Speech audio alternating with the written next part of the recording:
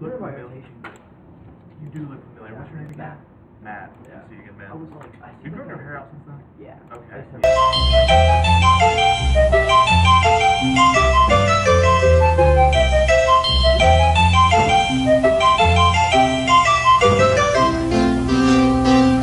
Pinwheel, spinning around. Look through my pinwheel and see what I found. Pinwheel, where have you been? Hello, how are you? And may I come in? Yeah, it's significant. Come along, we can find a world of magic. Come along, we can make the world your friend. Silver ball in the air, see it glow everywhere. Nickelon, here we go,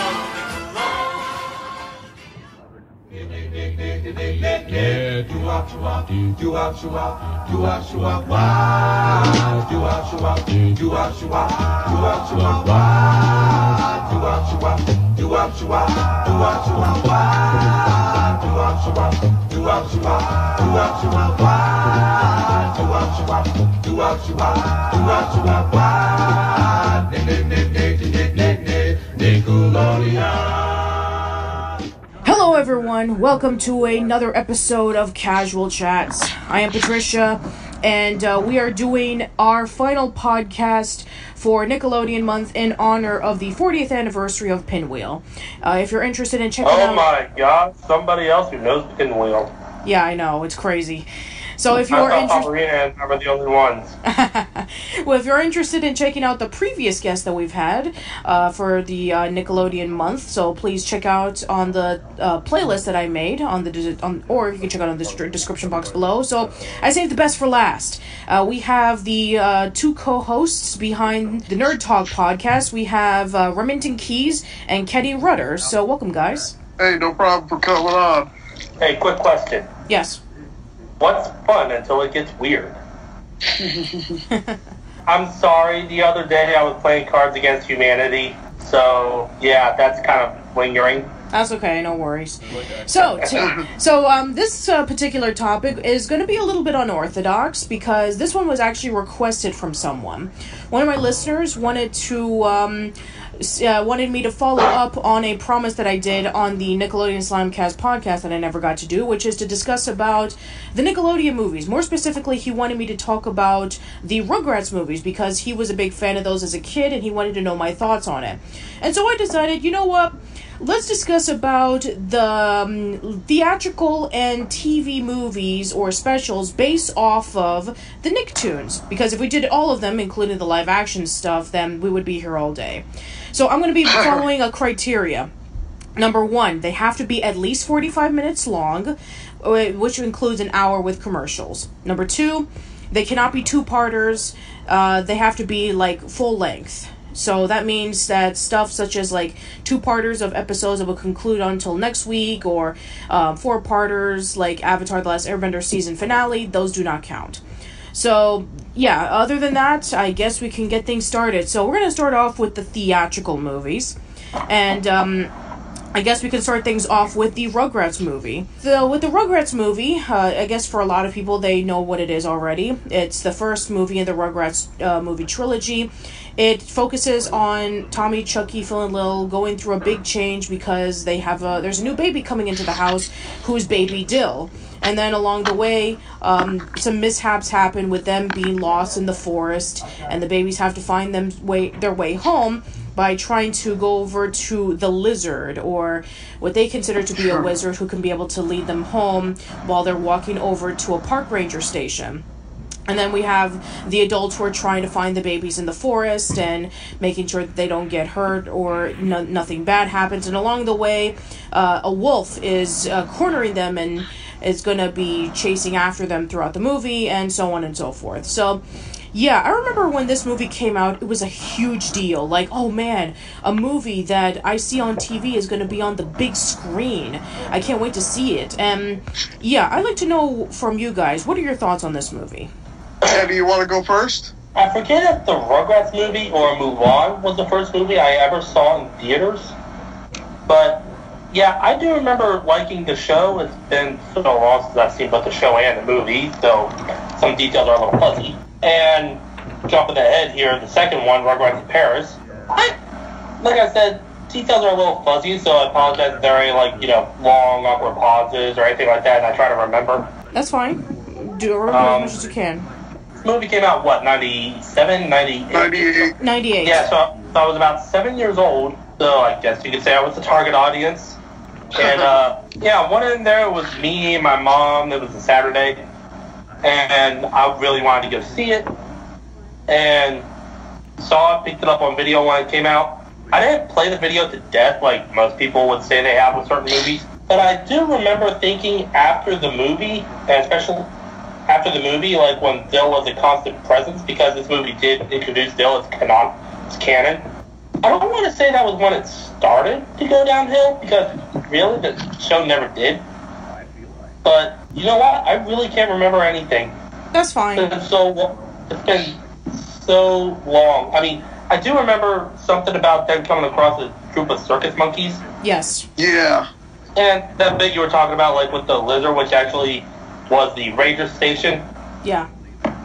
But what if we go down there and they eat us, and there's a wolf that eats us like it did that girl in the red hood? Seriously? They got her out. That's about it, because everything else is dead, gone. Sure. I'll say I just saw the Rugrats movie again. I rewatched all the Nickelodeon movies for this podcast, and I'll say it's one of the few like animated movies that I watched as a kid that still holds up. That's not a Disney movie, and that's very like hard to say because there's very few movies that still hold up from my childhood that aren't Disney movies. You know, other ones that come to mind is Shrek, Madagascar. That's all the animated movies right now I can think of that aren't Nickelodeon or Disney movies that still hold up today from my childhood. It's something the whole family can watch together, and it doesn't like dumb down to just kids. They made it so that it's an interesting film that anybody, even if you don't know who the Rugrats are, can sit there and enjoy the drama, the suspense, the comedy.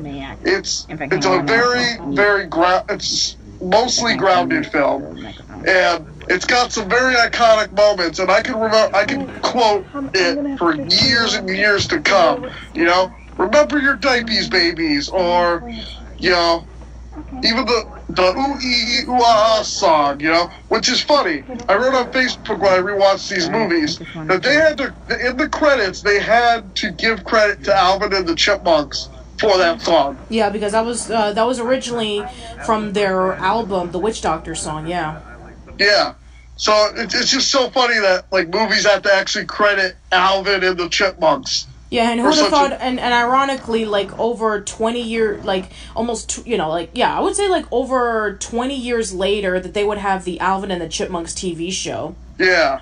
I mean, Nickelodeon had the old Alvin and the Chipmunks show for reruns. That's where I originally saw Alvin and the Chipmunks. Yeah, they did. But they actually reran Alvin and the Chipmunks on syndication, and the original Alvin show from the 1960s, they reran it on Wienerville. yeah. I remember watching, that's where I found Charlie Brown, Garfield, and Alvin and the Chipmunks was Nickelodeon. But the Rugrats movie is something that still holds up. But it is one of those few instances where after the movie, the original like writers and showrunners had left, and they replaced them, which is very similar to what happened to SpongeBob.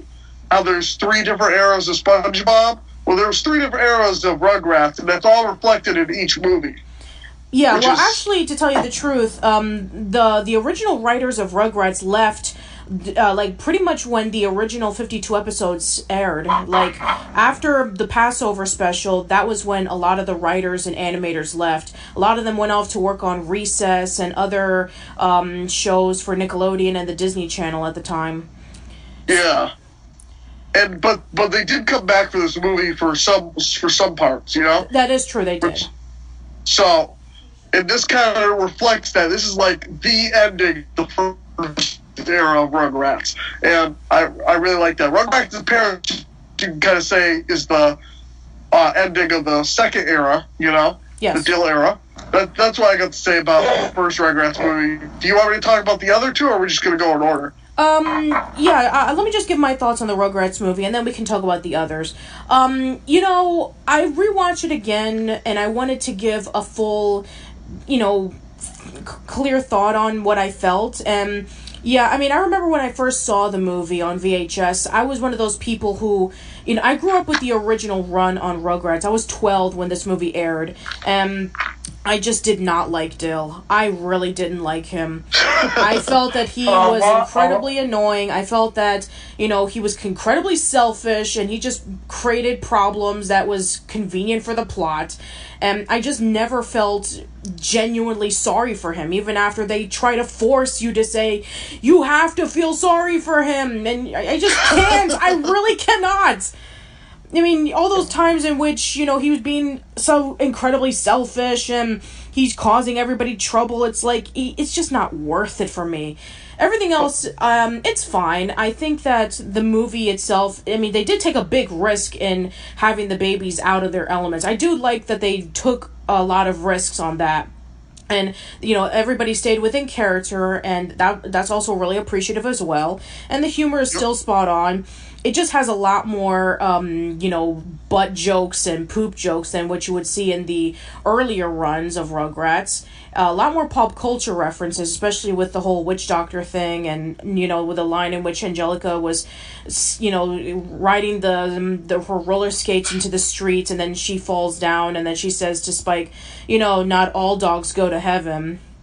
I just remembered, if I may interject, Angelica had the parody of that one Blondie song, too. Yes. Yeah. One way or another, I'm gonna fight. Yeah, yes. Which also now jogs my memory. Why the hell was that necessary? Well, yeah, here's the thing. It's like, a lot of the... I have to say that, in my opinion, that the soundtrack in the Rugrats movie is very mixed between previous songs from like the 80s and 90s and the 70s and 60s. Well, it has its own original songs like the Reptar song, and I love that. And there's a remix of the Rugrats theme song, which has like a lot of R&B singers at the time, like Aaliyah. No, not Aaliyah.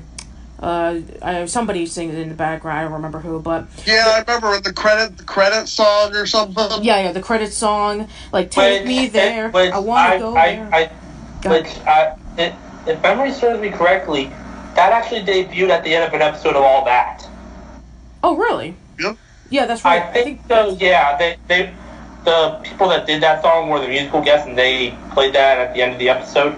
Yeah, probably. I wouldn't be surprised, like the musical guests of all that, featuring all that, kind of like promoting the Rugrats movie. Yeah, just the promoting. Going back to what you were saying about not liking Dill, yeah, a lot of people tended, especially after that and going on, it kind of died down after the second movie when people grew used to him.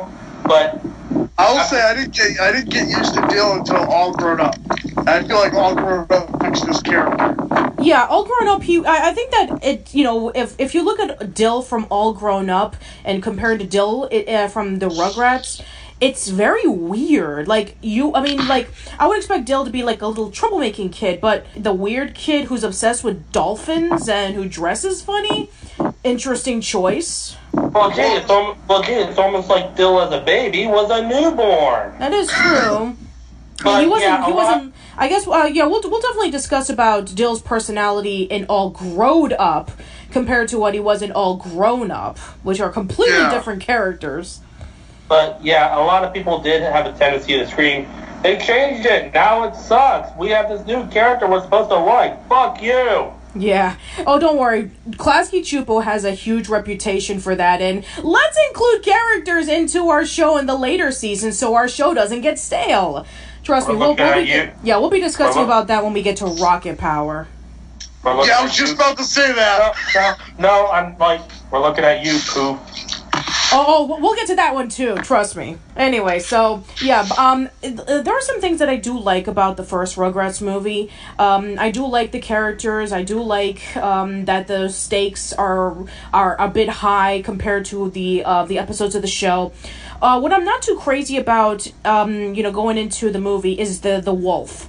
The wolf only shows up briefly for like a few minutes, and then he's supposed to be like the main antagonist of the whole thing. Now that I think about it,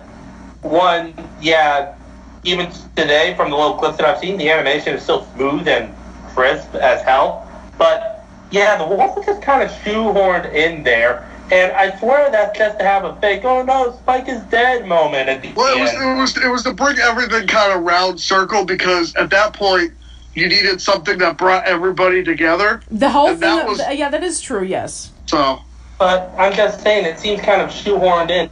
Here's an example. I'm probably the only one who's going to get this, since I'm probably the only one here who watches My Little Pony. But there was an episode way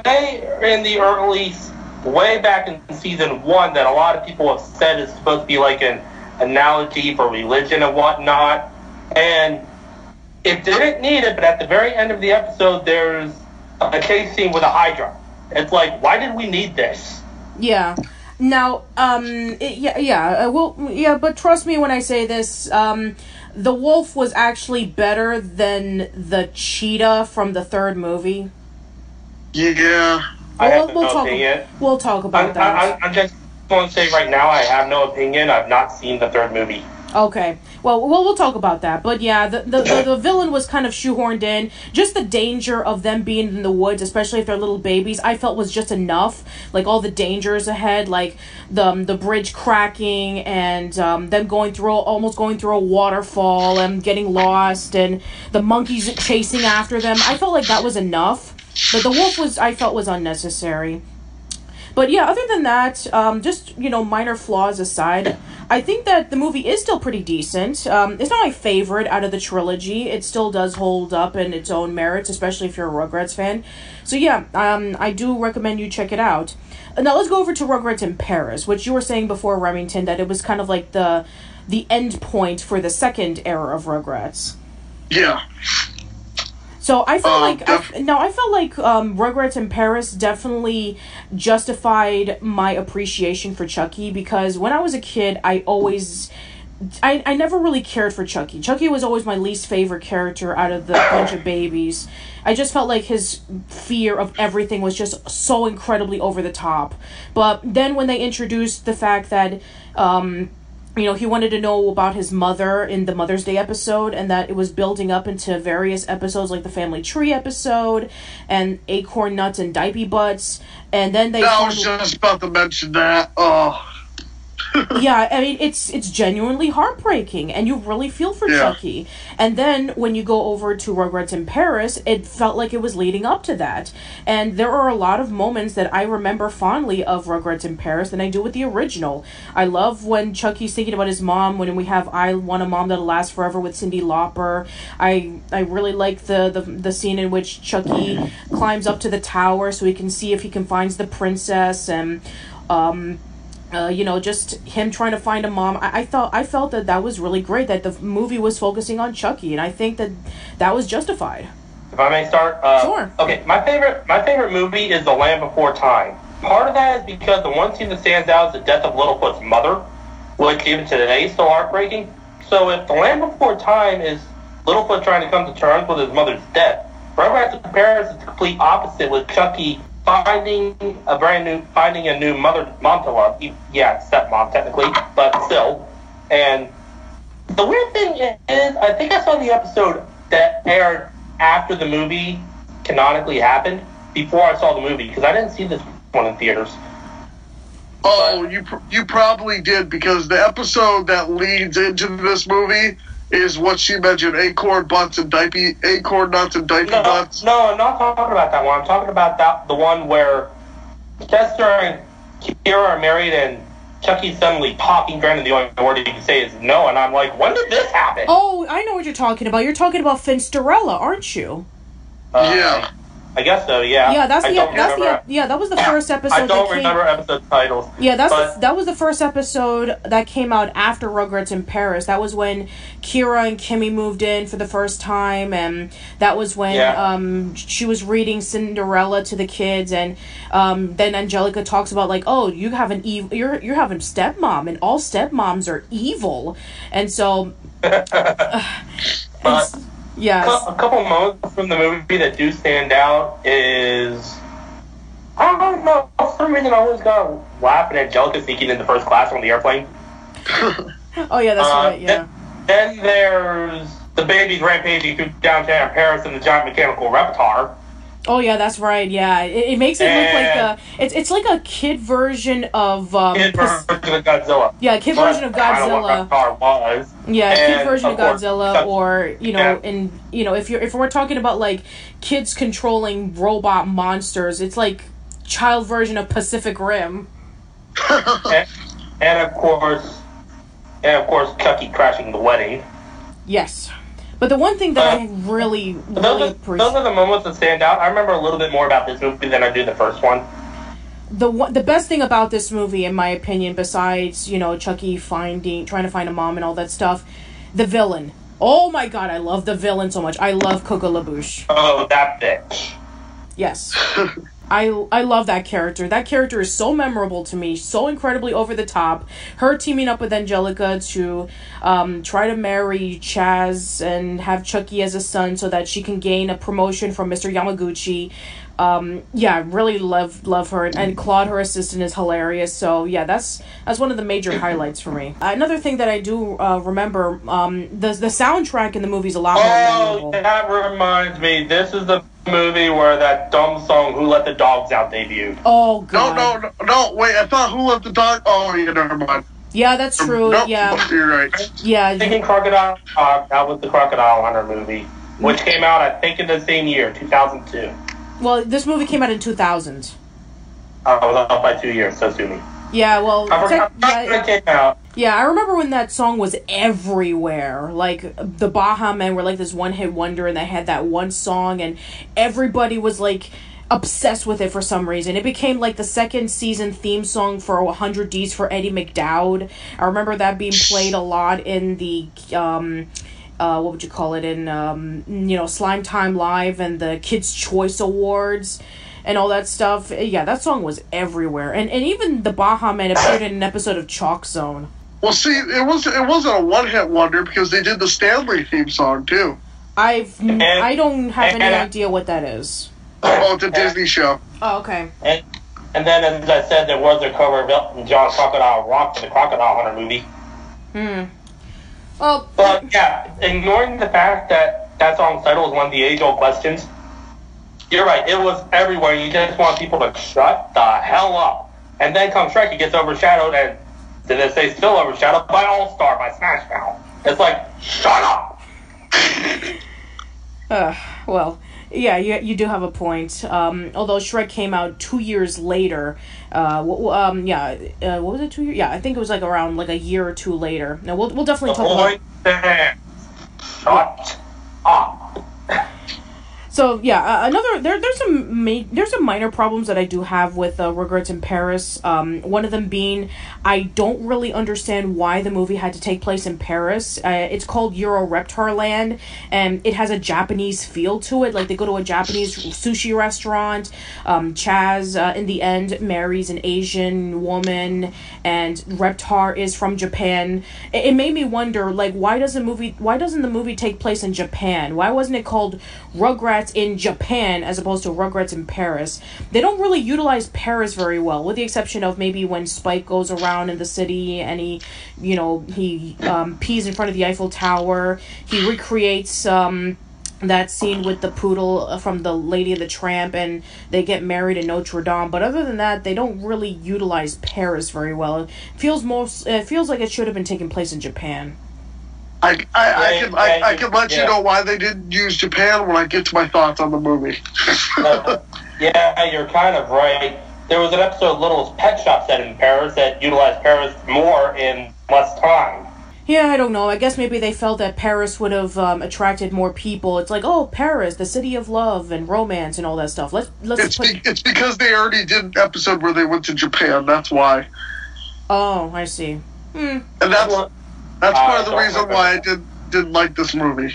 Oh, well. Yeah, what are your thoughts on this movie, by the way? Absolutely hate it. I've watched it multiple times. Haven't liked it since I was a kid.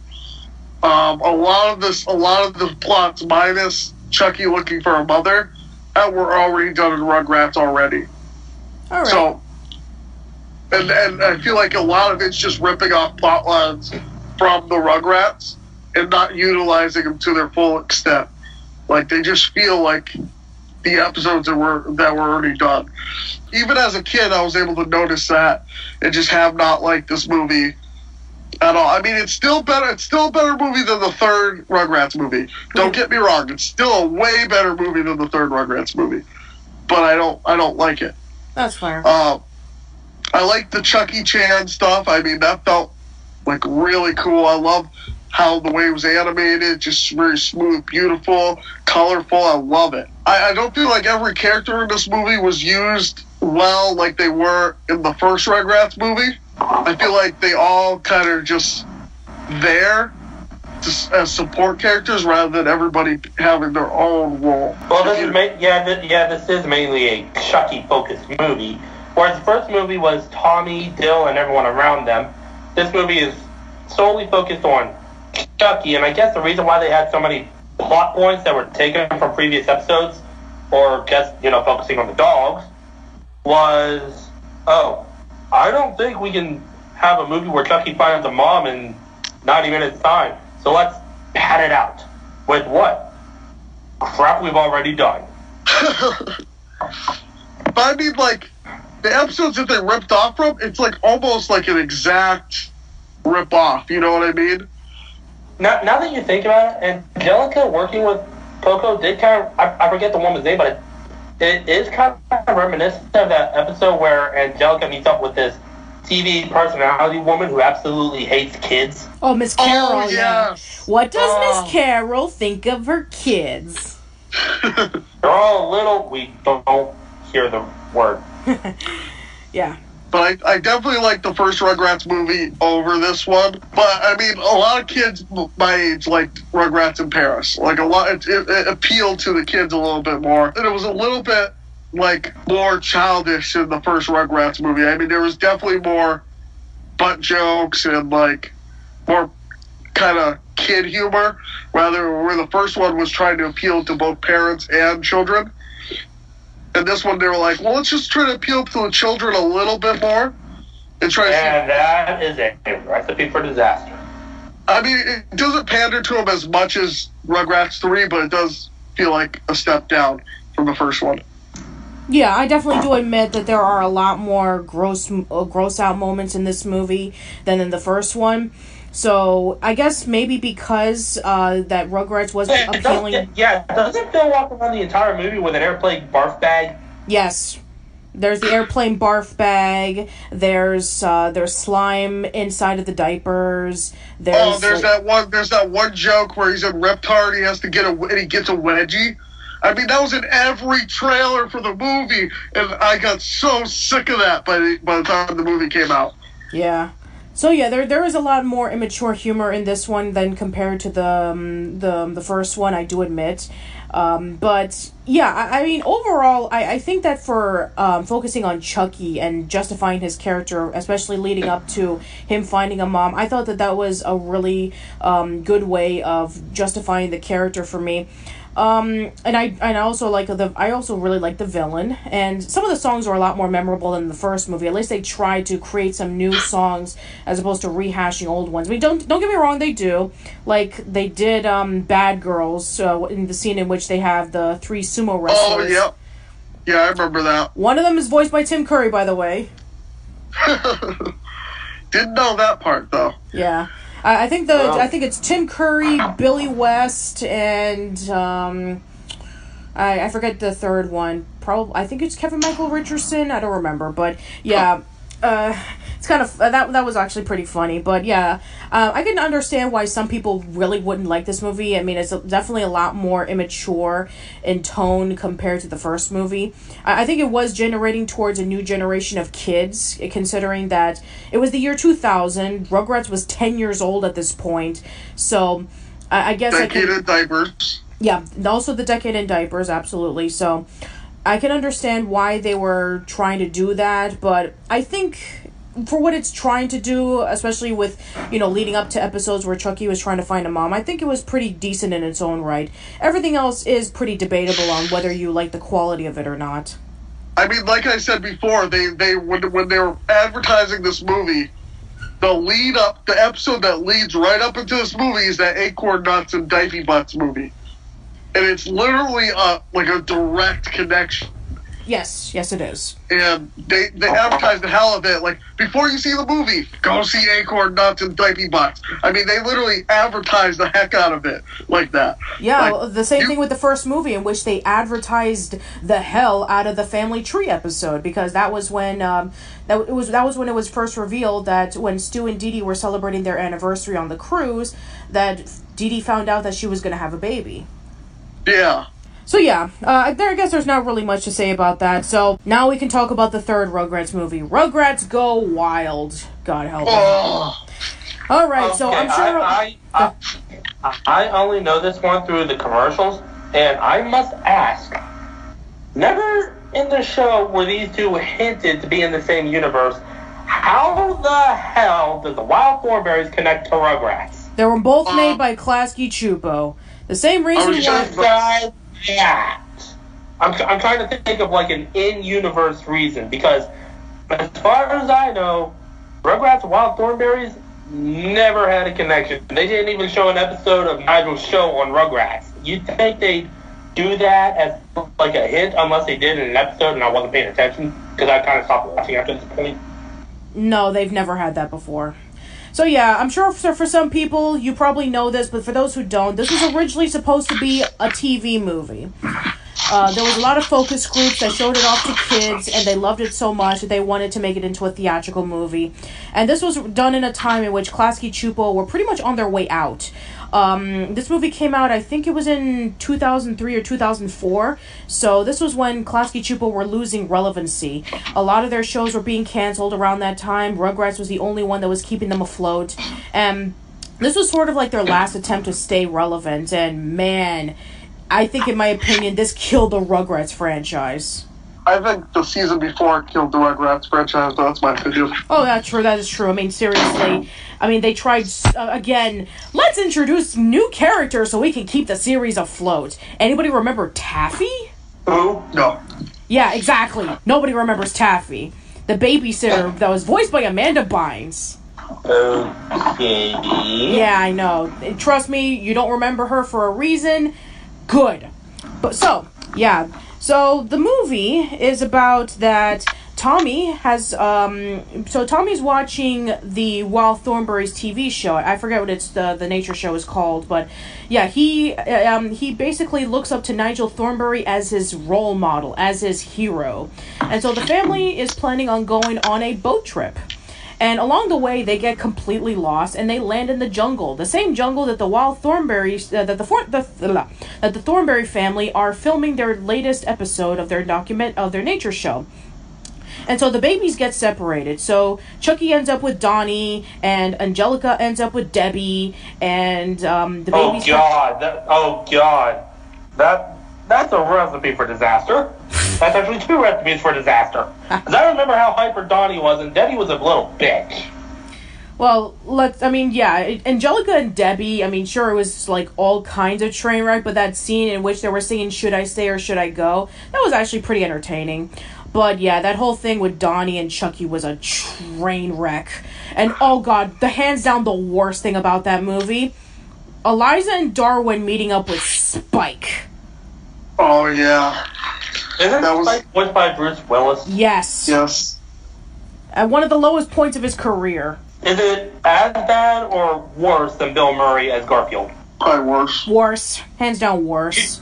Wow. You have Because to here's the thing. try. At least Bill Murray, he at least attempted to sound like Lorenzo Music, and he did like the little characteristics, like him eating lasagna, him being lazy, kicking Odie off the table. At least he was staying within character. Spike, absolutely not. He was not within character whatsoever. And I get it, he's a dog, but he's supposed to be like an optimistic, happy dog who helps Tommy when he's in trouble and all that stuff. But my God, Spike in this movie is one of the worst things about it. It's like he's like this he's a wisecracking, cocky, overconfident dog, and then when he meets up with the quote-unquote villain in the movie, which is a cheetah, he sings a song about how dogs are better and cats are like losers. And then there was this one scene in which he was talking about how he used to eat Chucky's diaper and it was spicy and that's smelling his butt or whatever. It's like, my God, this is stupid. It was one of those things as a kid that I was wondering if I really wanted it, and I'm like, that's something I've always wanted. Then when I saw it, I was like, nope, didn't think it was like that. I don't want that anymore. Okay. Note to self: time your drinks better. When you said Spike likes to eat Chucky's diapers, my root beer nearly came out of my nose. Yeah, it's true. Like, it's bad. It's really bad. And the villain doesn't even exist. I mean, the cheetah only shows up like briefly, and she pretty much just goes away like nothing happened. The one thing that I do remember about this movie is the scene in which when all the babies and Nigel are trapped in the submarine and the oxygen goes out. And they are trapped in the submarine with a little bit of oxygen and only a few minutes to live. And Nigel just looks at the babies, like, without saying a single word, knowing that they're going to die. That's like a strong emotional moment. If there would have been moments like that in this entire movie, I would have at least cared. But nope, they were saved like at the last minute because plot convenience. In which, you know, all the adults work together so they can be able to raise the submarine up. So, yeah. I mean, it was Did they at one of least those. use ping pong balls? No, I think it's silence for no. No, I don't think they used ping pong balls. I think they used something from the convy to raise up the submarine. Well, that's boring.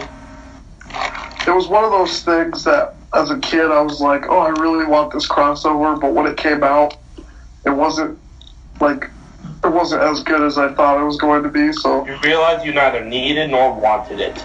Yeah.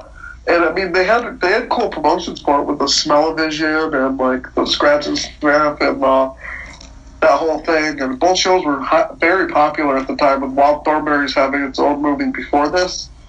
So, I mean, it was something I was always looking forward to, but when I finally saw it, the product... It sucked. It was like a complete disappointment. I saw this in the theaters, and to be honest, I liked Scooby-Doo 2 over this one, especially as a kid. So, Something like that kind of just recently happened with Sonic Forces. Yeah. They launched it as Sonic's big 26th anniversary game. I got it, beat it in one sitting, less than 4 hours. Handed it into GameStop about a week later, saying, disappointed. Better than Sonic 06, but still a disappointment. I'm going back to Sonic Mania. Yeah. But yeah, this was supposed to be like, you know, one of Klasky Csupo's last attempts of keeping afloat after being demolished by SpongeBob. But yeah, in the end, it didn't work for them. Yeah, I mainly blame the whole, like... It just, like, reeks of desperation. The whole movie reeks of desperation. Like, you can just tell it should have stayed as a TV movie. Although, like, kudos for them for trying to make a crossover movie work in theaters. It's just, if you're going to do a movie, you got to keep it simple enough where you know people are going to go pay to go see it. This is something that's a huge gamble, and you don't know, like, it doesn't appeal to mainstream audiences. It only appeals to people with kids. Yeah. It doesn't appeal... Like, with the Rugrats movie, anybody can go see it. The Rugrats Go Wild, it's only appealing to kids. And the second one was kind of that medium, but, like, it was focused towards kids, but, like, you could still enjoy it if you're an adult.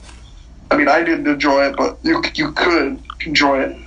And the third one is just, it's like bringing your kid to Smurfs. You know only kids are going to want to see the Smurfs, you know? Yeah. No adult Actually- wants to see Neil Patrick Harris hang out with a Smurf. Actually, I was going to say, last act of desperation. Oh, so it's the Emoji Movie before the Emoji Movie. Nah, it's not as desperate as the Emoji Movie. It's definitely more like a Smurfs thing where they have this property, they need to do something with it. Let's make a movie. Yeah. Let's Oh. cross over with something. Yeah, and did you know that? Another- Did you know that Paramount and Nickelodeon movies were going to make a Smurfs trilogy? Yes. So Oh, yeah, God. I would have loved to see that, because the first one would have been about Gargamel, or maybe that was been the second one. Then the second one would have been about the origins of the Smurfs, and then it would kind of like lead up to where the TV show was. See, I think a live action Smurfs movie could work, but it can't be. We went to the real world. It needs to be something more like Yogi Bear. Yeah. Oh well. Okay, let's move. Okay, so that's it for Rugrats. Let's move on to the next one. Yeah, so let's move over to Jimmy Neutron Boy Genius. Can I be the first one to talk about Jimmy Neutron when you're done with the intro? Oh, yeah, absolutely. Okay, so yeah, Jimmy Neutron, for those who don't know, originally called Johnny Quasar around the 90s. It was pitched around by the creator John A. Davis. Nickelodeon really liked the idea, and so they made a bunch of shorts to promote the upcoming movie. I remember those. Yeah, there was a few shorts involving with Jimmy and Carl with the clone machine. Jimmy making a machine that would inflict pain onto another person. Jimmy trying to put cream corn inside of a cube so he doesn't have to eat it. Jimmy trying to reverse time so we can eat a bunch of cookies, etc. And then there's the one where Jimmy and Cindy have a competition for their dogs. So it's all to promote the upcoming movie. And so Jimmy Neutron is essentially about a boy genius who is inventing a whole bunch of things. One of them he invents is a satellite so he can be able to find alien life. Alien race called the Yokians find it. King Goobot finds the tracking device and the satellite, and he wants to use it so he can be able to send the coordinates to Earth so they can capture the grown-ups, so they can feed their god Pultra, and Jimmy and his friends have to save them right before it's too late. So, yeah, Remington, please share your thoughts on this movie. Actually, correction on the shorts. They actually started airing a year before the movie came out. Oh, okay. They were to prove if the show could be successful with young kids, to turn into a TV show, and then they ended up making a movie instead. Right. Now I remember, you're right. So technically, it's a spin-off of the shorts, but then they led to like a full series. It was going to be a full series anyways, but they decided to make the movie so that they could reuse the backgrounds for the city, so that the show doesn't look cheap. Right. Because they were using 3D animation, which can be really expensive on a TV budget, so that it doesn't. So they made it so it doesn't look like Transformers, and the other one, Reboot. Yeah, They Reboot. They made it so it didn't look like that quality. They wanted to make theatrical quality 3D animation for television, which I can say they successfly did. Hey, what's wrong with the What were you gonna animation say? on Beast Wars? I mean, yeah, it's dated, but it's still good. Yeah, but see, with Jimmy Neutron, it's not as dated because they were able to use cinema quality 3D animation for their TV show. Because all that stuff was already used for the movie, they could just reuse it for the TV show. So they don't have to spend as much money on the animation budget, which is like a huge, really, really smart thing, especially for back then to do. I mean, that's like the Pixar making a Toy Story television show with that quality animation of Toy Story the movie. I mean, it's way ahead of its time, and I really enjoyed that part of the movie. I loved all the music that they had in it. It's one of those things. One of the first movies I actually really kept my interest as a kid to sit down in the theater and watch. I actually have an unpopular opinion of this. I prefer the movie than the TV show. See, I'm off and on that. It depends. For me, Jimmy is a much more likable character in this movie than in the TV show. I found Jimmy in the TV show to be really arrogant and cocky. Yeah. And I felt that his friends, while they're a little bit dense, at least they're very supportive for Jimmy, and they have their charm in their own right. But I felt like, Carl was a little bit too dumb, and then Sheen became such an erratic idiot that I really couldn't stand him. But at least in the movie, at least they toned it down a little bit. Yeah. I've never seen the movie. I did see quite a few episodes of the TV show, but it seemed like they always seemed to follow a pattern. Like, Jimmy would be dealing with some kind of an issue. He would make a device to help him with his issue. Something would go wrong. He'd have to make another device to fix it. Lather, rinse, repeat for the next episode. There were a couple episodes thought like as sequels to the movie where the aliens came back. Yeah, there was an episode. Well, there were TV movies that were sequels. Yeah, there was an episode of that. Yeah. But it's like, and this is leading up to something I'm going to talk about. It's like every episode seemed to be Jimmy learning the value of hubris when it comes to his devices. Kind of similar to Timmy learning the value of hubris when it comes to his wishes, which somehow led to several crossovers between Fairly Odd Parents and Jimmy Neutron. Yeah, we'll talk about those later. The Timmy Power Hours. That's right. Yeah, and that's another thing that really ticked me off about the first season of the show was that it felt really repetitive. It's like, Jimmy invents something goes wrong, he has to create a device so he can fix it again. I felt like that was becoming really old, but then when they introduced the villains like Professor Calamitous and Beautiful Gorgeous and all that stuff, that's when I became invested again. Yeah, when they started having those TV movies and all that. Yeah, that's when things started getting interesting for me. As for like the earlier stuff, I couldn't care less. But yeah, as for the movie, I think that that's what I'm saying. That's why it's hit or miss for me. Yeah, I can understand why it could be hit or miss because some things from the movie wouldn't follow up to the TV show. Like Jimmy never had compensation issues for his height ever again in the show. It's just about Cindy made fun of him because he's a genius or whatever, and then you have the Yokians coming in, and they were the ones who stole all the parents, and then everybody just starts going crazy, which the Yokians do come back in the show, but they're not the same anymore. They don't really pull off a major threat like they did in the movie, which is perfectly fine because they focus on the other ones, but yeah, I just really wasn't too crazy about them in the show. There are some quirks about them that are extremely heightened in the show compared to the movie, which maybe for some people it brings a lot more personality. And, the music, similar to what we were discussing about with Rugrats and Rugrats in Paris, in which they use a lot of songs that were like old pop songs from like the 70s and 80s, like Kids in America and We Got the Beat and, all that stuff. There are some original songs like the Jimmy Neutron theme song from by Bowlings for Soup. Quick question, when did this movie come out? It came out in 2001. Oh my god, it came out the same time as the Digimon movie. That's why Kids in America is in it. Because Kids in America was also used to promote the Digimon movie. And we all know how well that went. I've never seen the movie. I never really got into Digimon. I'm going to say this right now. Don't. Okay. Yeah, it's pretty bad. So I've been told. You're better off sticking with Digimon Adventure Try, the new ones.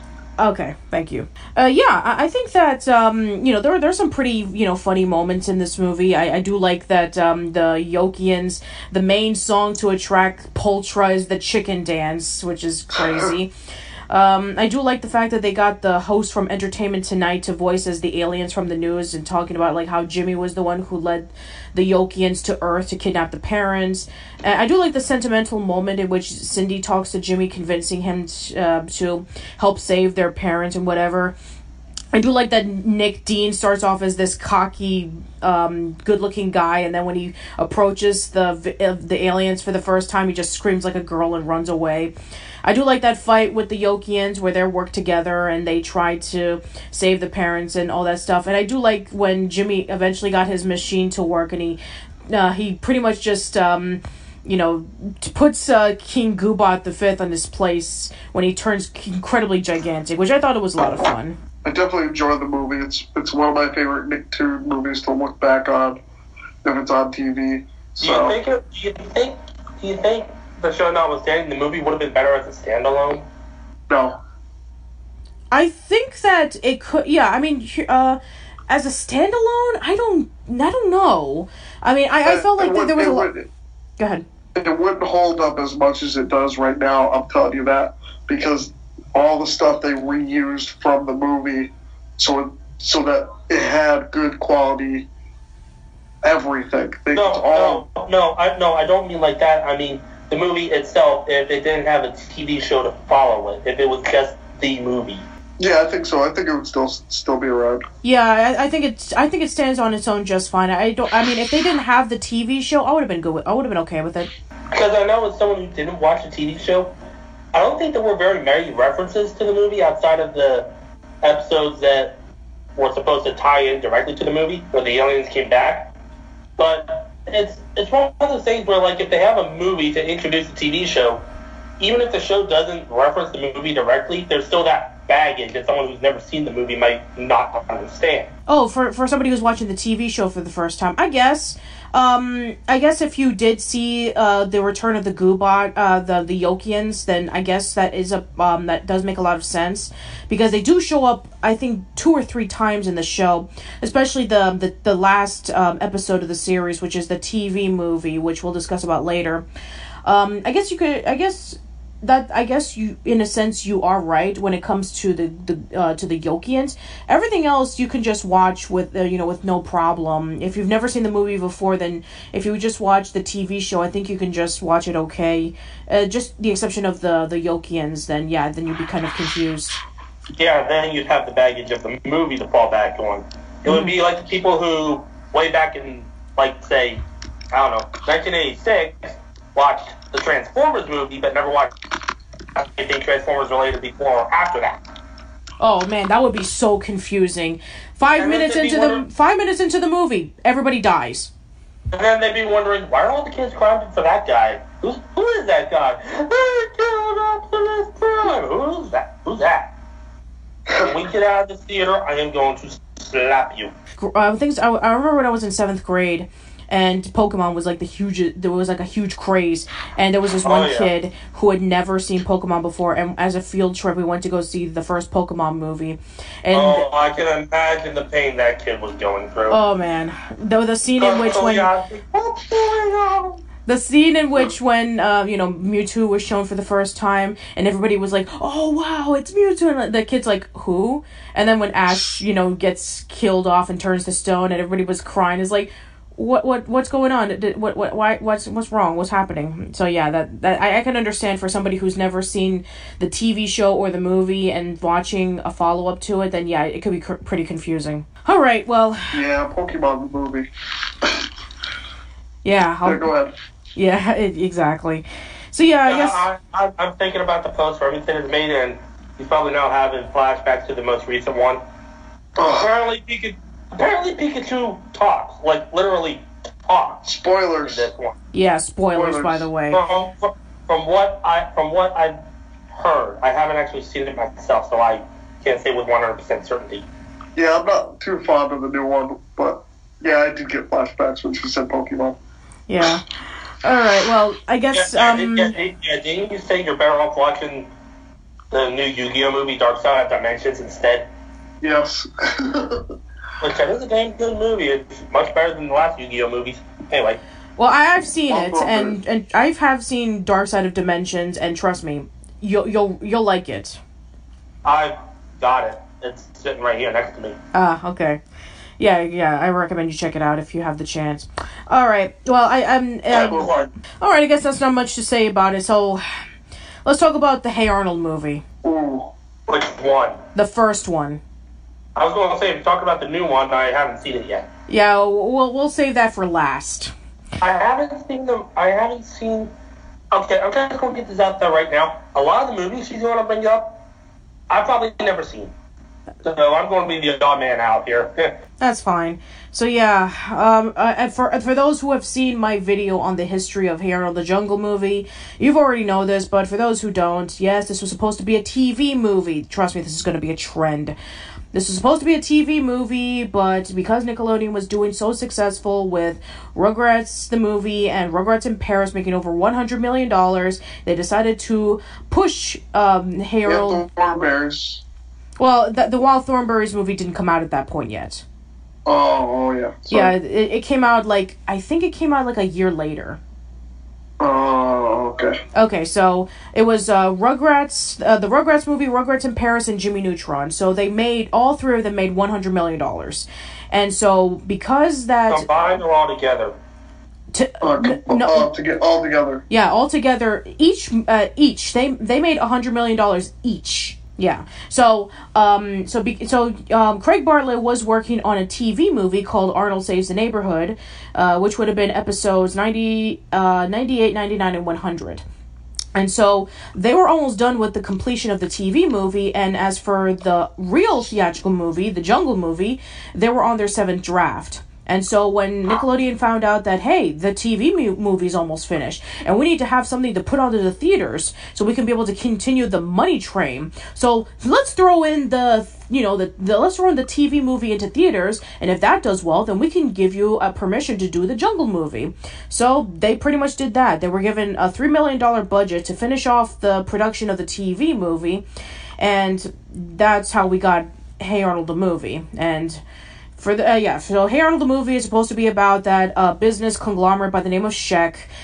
He decides to purchase the neighborhood that Arnold and his friends and family live in, so they can be able to build it into a shopping mall. And they have 30 days to evacuate, and Arnold wants to save the neighborhood. So he teams up with Gerald, and he goes over to some sort of spy lady, and they get like equipment so that they can be able to sneak over to Sheck's, building, because he apparently has a document saying that the neighborhood is a national landmark because of a tomato war. And then this is yeah, I'm not even joking. Oh my god. No, I am not joking. And if you're wondering, there was an actual tomato war that happened during the 1700s. Oh my god, it's like the Emu Wars.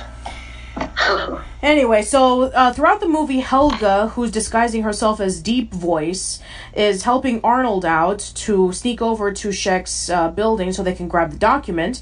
And this is we'll discuss about this part later, but yeah, it's essentially like a spy movie. Because everybody knows about Hey Arnold and it being about spies, right? And action. Yeah, I'm not Once again, they're playing a game. I don't think so. Anyway, yeah, I've already basically forced. I already gave my thoughts on this movie, so if you're interested in go listening to that, then yeah, just Remington, give your thoughts. It's forced down your throat, like BS. Like most of the movie is BS. It doesn't even work for me. It doesn't even work as a TV movie.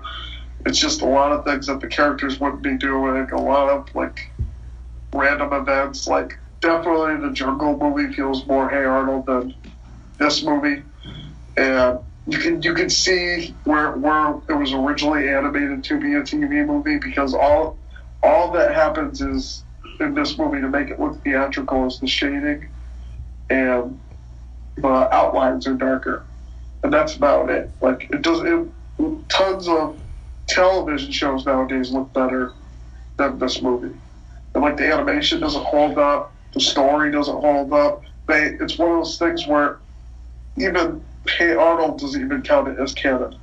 You know what I mean? Yeah. And let's talk about that kiss, shall we? Oh, that's why I mentioned the canon part. That's almost like, so we didn't have to talk about.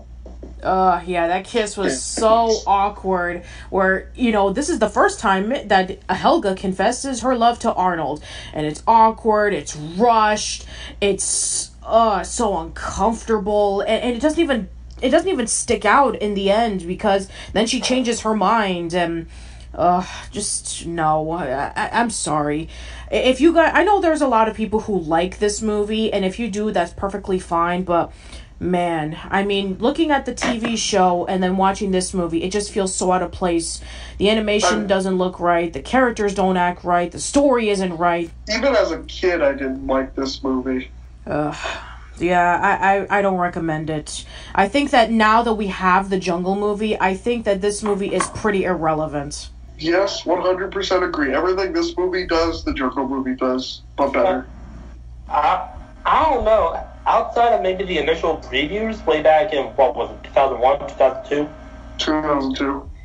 Yeah, other than that, and maybe spying it on the shelf at FYE maybe once or twice, I've not heard anything about this movie.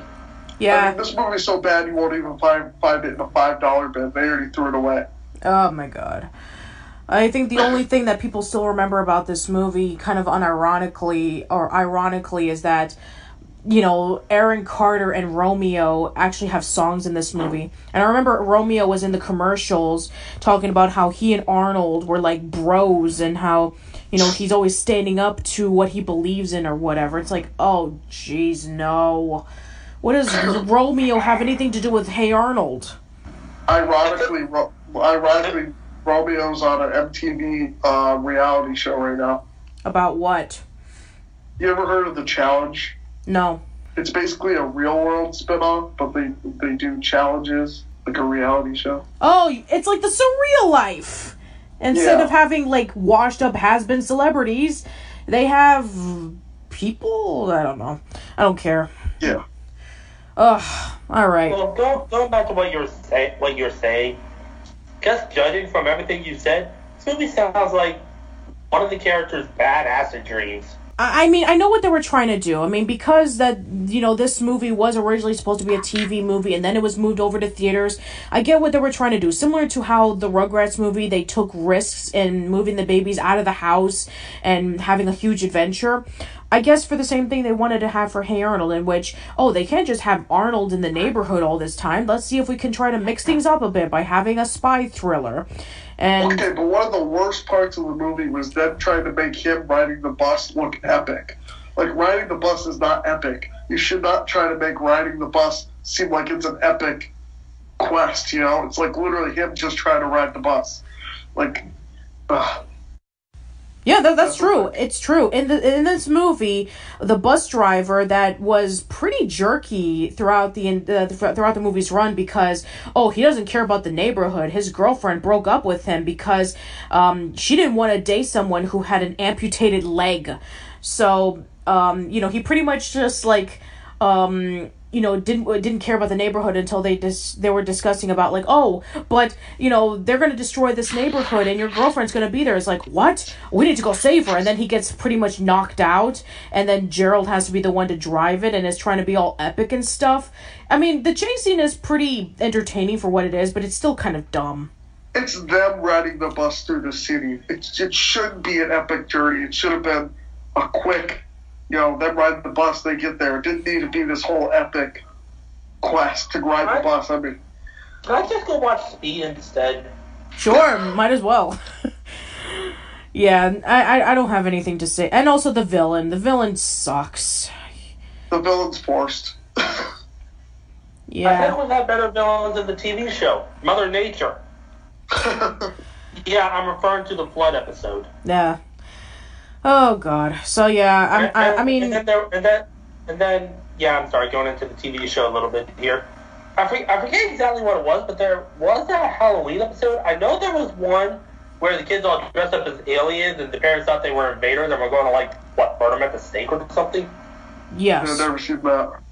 And then there was one, I guess, Arnold and the gang got lost in this secluded part of town, and it started, their imagination started running wild, and they thought, like, a headless horseman, like, thing was out there after them. Yeah, the headless cabbie.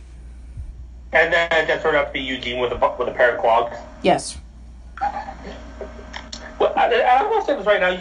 Out of all the characters, I think Eugene was probably I don't want to say the dumbest, but the one who at times seemed the most not there. I don't remember the circumstances, but there was one episode where he got, I think it was him, Arnold, and Harold stuck up a tree.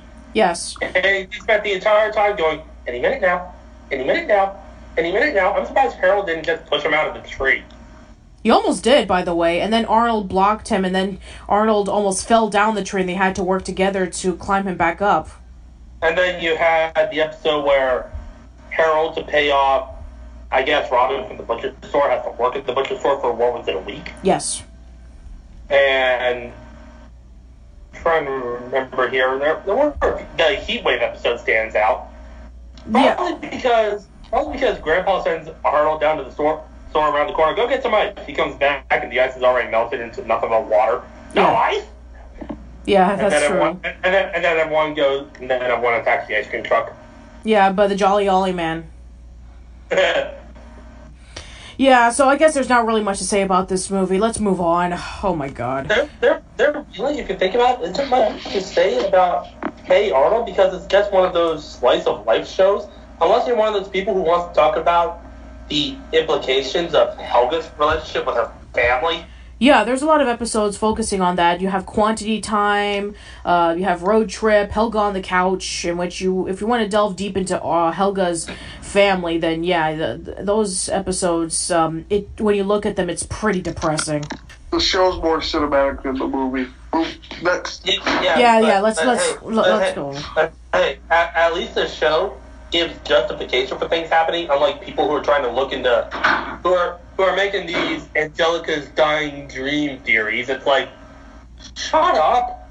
Alright, let's move on to the next one. Alright, next movie. We have the Wild Thornberrys movie. This is one I always wanted to see but never had an opportunity, because I did like the show.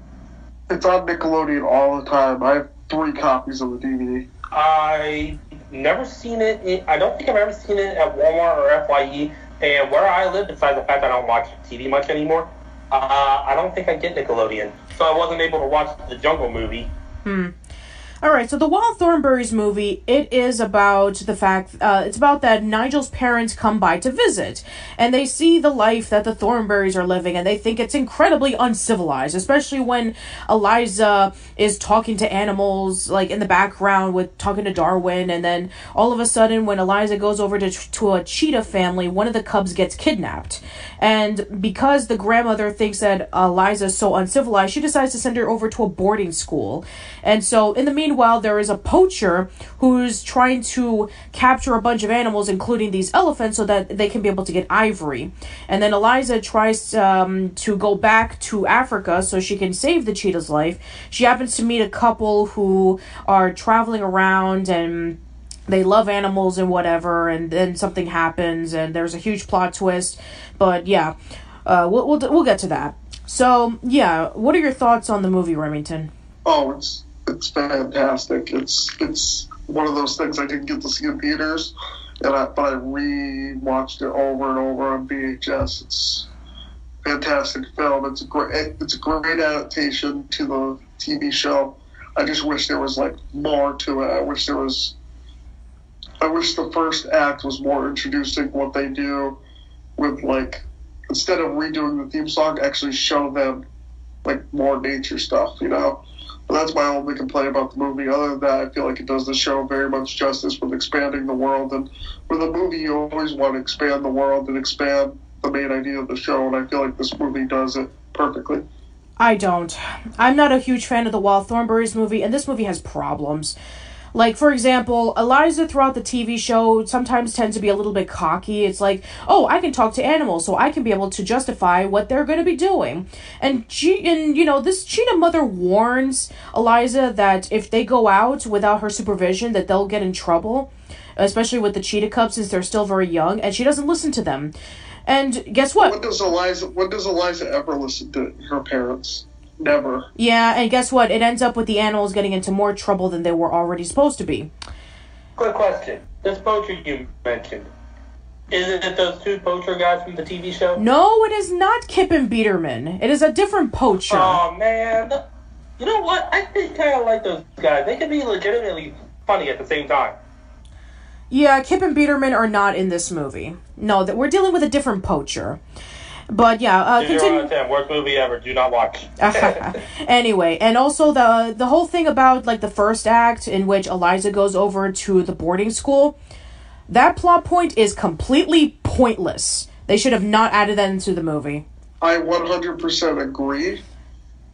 Like, what was the point of that? Like, if you would have just cut out that portion of the movie and then you would have just like had her back into the jungle, what did it accomplish? it didn't accomplish a single thing.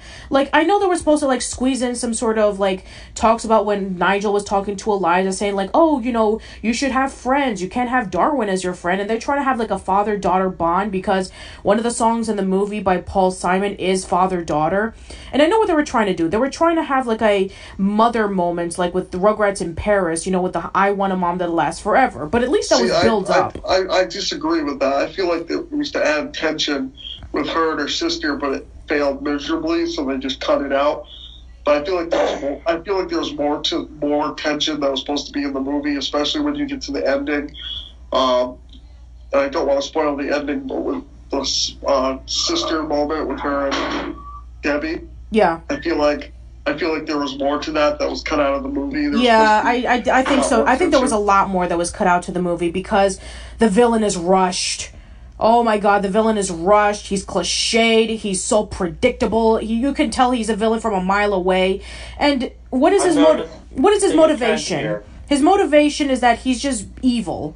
That's pretty much it. We don't know who he is. We don't know why he's doing what he's doing. I think that if they would have just cut out that subplot with the boarding school and they would have just built up more to the villain or towards what happens with Eliza and Debbie, then I think it would have been a stronger movie. But I felt like they were just padding the movie because they couldn't think of anything else to add into it. That's true. That could be another reason too. I'm gonna say this right now.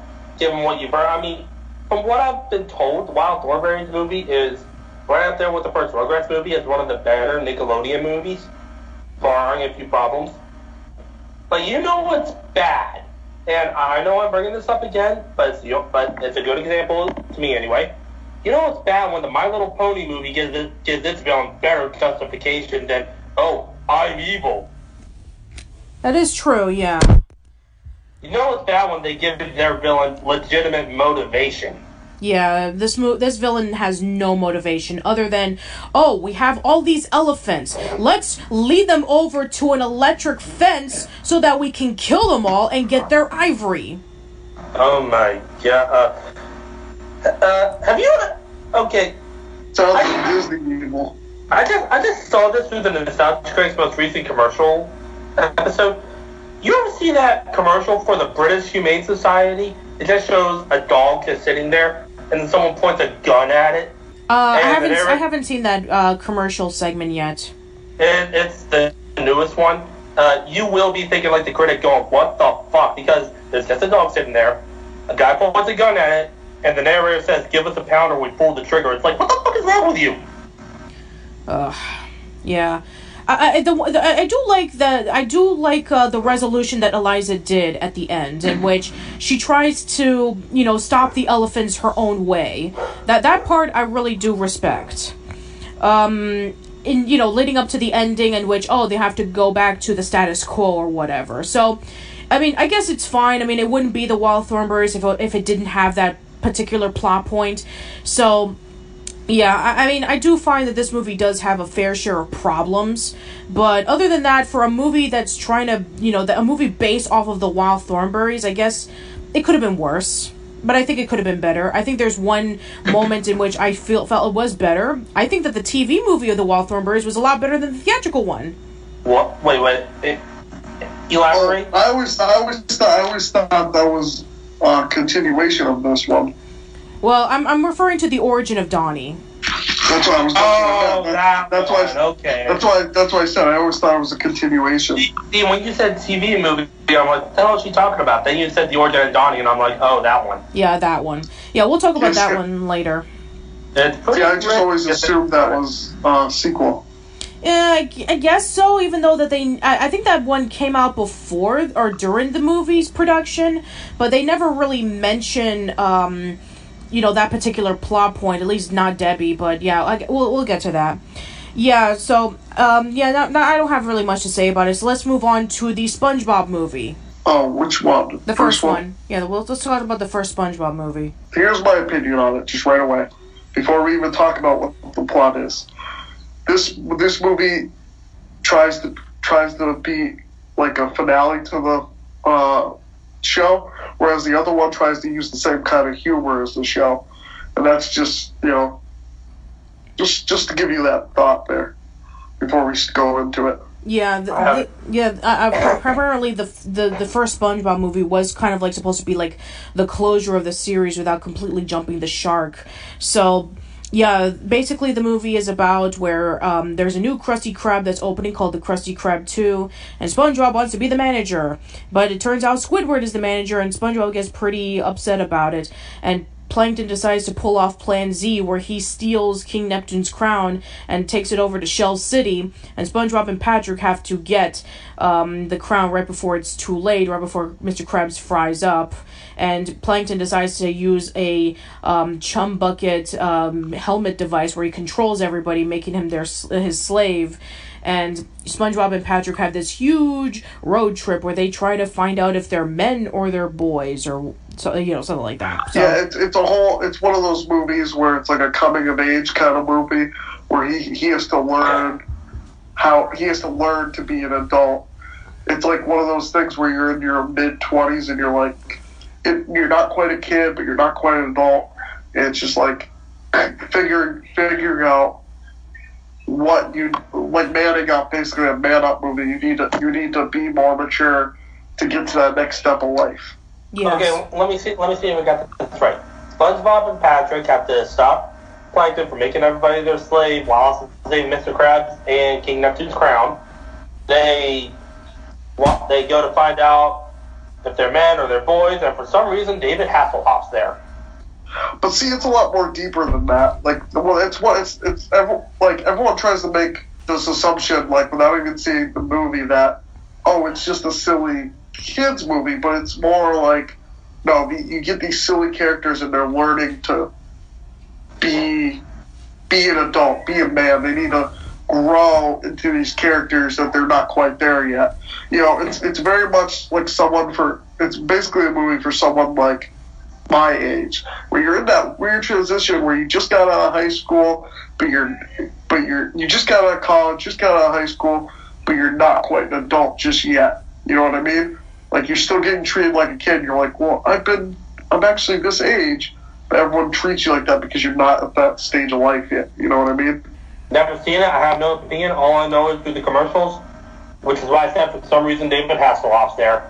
Yeah. Oh, so another thing about the commercials is that the commercials were made to throw people off of the actual plot of the movie. Yeah, and that is hugely apparent in the sequel. Yeah. We'll get to that. But yes, it is true that when you look at the plot, when you look at the trailers for the movies and the commercials, they're absolutely nothing like the final product. It's completely different. And it's kind of funny because this movie came out like around the same year as Finding Nemo, and a lot of people were kind of like comparing the two because, it's a movie about fish and it's underwater and whatever. I never really felt it was kind of like trying to write off the coattails of Finding Nemo. If anything, I always felt like it was kind of like taking homages from Pee-wee's Big Adventure. Think about it. Something gets stolen. They have to go to a city that they've never been to before. They go over to a biker bar. There's a dance moment. There's a song by Twisted Sister. And yeah, I mean, I always felt like it was kind of like homaging that. Even if you ever even look at the poster, where it says like hero, lover, legend, it's actually a callback to Big Top Pee-wee's poster, in which it said hero, legend, lover. So yeah, I always kind of like felt a little homages to those things. I feel like it was a deeper movie than what people give it credit for being. Yeah, I definitely do think that this movie, it's definitely a lot of fun, I have to say. Like, there's a lot of genuine sad moments. Like, I remember when SpongeBob and Patrick were captured in Shell City, and they're put into the table where they're drying up, and everybody starts crying in the movie, and it just becomes really upsetting, where they're singing the Gooby Goober song, and they sing it, like, while they're drying up and essentially they're dead. And there's also, this biker by the name of Dennis who's constantly chasing them around. There's that creepy scene in which when SpongeBob is thinking that there's an ice cream shop or there's like a huge line of skulls, and then it turns out that it's actually a mouth and it's a giant monster that's chasing after them. So yeah, there's actually an Alaskan bullworm? No, it's not the Alaskan bullworm. It's a completely different monster, but missed opportunity. Oh well. But yeah, no, seriously, there's a lot of things in this movie. Like, we see Plankton pulling off a really evil scheme. I think it's pretty much most successful thing that he's ever done, even throughout the entire series, in which his plan actually did work if it wasn't for SpongeBob coming in and singing the Gooby Goober song in the style of a Twisted Sister song. And, freeing everybody and, taking Plankton down. And King Neptune is also a really fun character. And then you have Mindy, who's his daughter, voiced by Scarlett Johansson. So, yeah, I do think that the movie is a lot of fun. If you're a huge SpongeBob fan, then I recommend if you check it out. As for if it's better than the sequel, that's a bit of a debate, because I do know some people who think it doesn't top the first movie, and then there's some people who say, oh, the sequel's way better. So, yeah, Well, the thing with this and the sequel is that they're two different style of movies. You can't really compare them. One's made to finish off the series. The other one's made to be like the series. Yeah. So, I mean, like, you can't really compare them. No, you can't. Not so whatsoever. Now, speaking of that, if this movie was meant to be like a finale before it got picked up again to continue, do you think this would have been a good ending point? Oh yeah, absolutely. I think that if this like no more seasons, just like reruns and such. Yeah, Yes. absolutely, without a doubt. Because at this point, this movie came out 2003, 2004. and the show debuted in 1999. So that means that the show ran for, at this point, at least 6 years. Yeah, which is actually pretty good, because a lot of Nicktoons, some of them wouldn't even run for that long. Some of them would only run for like maybe 2-3 years tops. So yeah, for SpongeBob to run for that long, I mean, sure, it wouldn't have run as long as Rugrats, but I think if it would have ended it there, then I think it would have been incredibly successful. But And SpongeBob is still going. It's about as old as Family Guy now, which also started airing in 1999. And they're working on a third movie. And I don't know, I guess depending on who you ask, the series is either stayed the same, gotten slightly better, or it started to go downhill since it's been running for so long. Yeah, it really depends on the generation of kids. Like, for example, in the conventions that I've been to, Roger Bumpus, who's the voice of Squidward, has appeared a couple of times. And there's still a lot of kids who go to these panels and they still love SpongeBob, especially like the newer episodes, and they always ask him questions and they want him to do the quotes and whatever. And I see like a whole bunch of, different ages, kids, teenagers, adults. I remember this one story that I'll never forget. When I was standing in line meeting with him for the first time, there was this kid, he must have been like 16 or something like that. He was right in front of me. He was dressed as he was dressed as one of the characters from Team Fortress 2. And he approached him, giving him the SpongeBob movie, wanting him to autograph it, saying, I grew up from foster home to foster home, and the thing that I fondly remember is coming home after school and watching SpongeBob every day. And I thought, wow, that's really strong, considering that a show that has lasted this long has left a huge impact on a lot of kids. And you know what? I know a lot of people complain about that SpongeBob has gone downhill, but, genuine stories like that, you can't complain about, you just can't take that away from them, Yeah. It's like, I still hear stories like that about Power Rangers and such. So, yeah, I guess if there's nothing really much to say, then I guess we can go over to the second movie, Sponge Out of Water. And, yeah, I remember when I saw the commercials for this, and they were hyping up the whole, they're going to go up into the surface, and they're going to go fight off this evil pirate. But that doesn't happen until, like, towards the third act, and they're up there for, like, 20 minutes. So, yeah, like everything's just the build-up? Yep. Me and Patricia talked about this before the show, actually, and yeah, it was very misleading. And then I was one of those hypocrites that before the movie, when the trailers came out, I'm like, oh, it's going to be all CGI.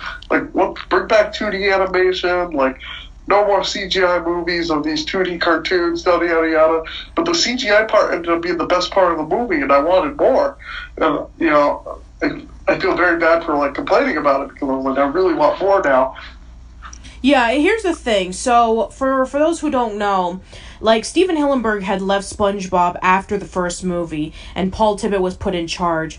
So, Steven Hillenburg and some of the old crew members went off to work on this movie and would continue on working on seasons 9 and 10. And I think they're going to work on season 11 as well. I don't know yet, but... yeah, so some of the old crew are working on the newer seasons of SpongeBob, and I guess this was like one of their first attempts to see if they can be able to, have something of decent quality after the decades-long complaint about SpongeBob not being the same after the first movie. And, yeah, I thought it was pretty okay. There weren't a lot of things that really stood out to me, with the exception of them going to the surface. I mean, it's in the title. It's called Sponge Out of Water, but they don't get out of the water until, like, towards the end. But everything else, it's fine. I mean, Antonio Banderas as the pirate is pretty funny. And, the characters are pretty spot on. I do like the animation, that it kind of improved a little bit over the first movie, but... yeah, there's not really much about this movie that really genuinely stuck out to me. You want to know the only thing about SpongeBob that still sticks out to me? Mm-hmm. The time cards. Oh, I guess that could stand out for some people too. Sure.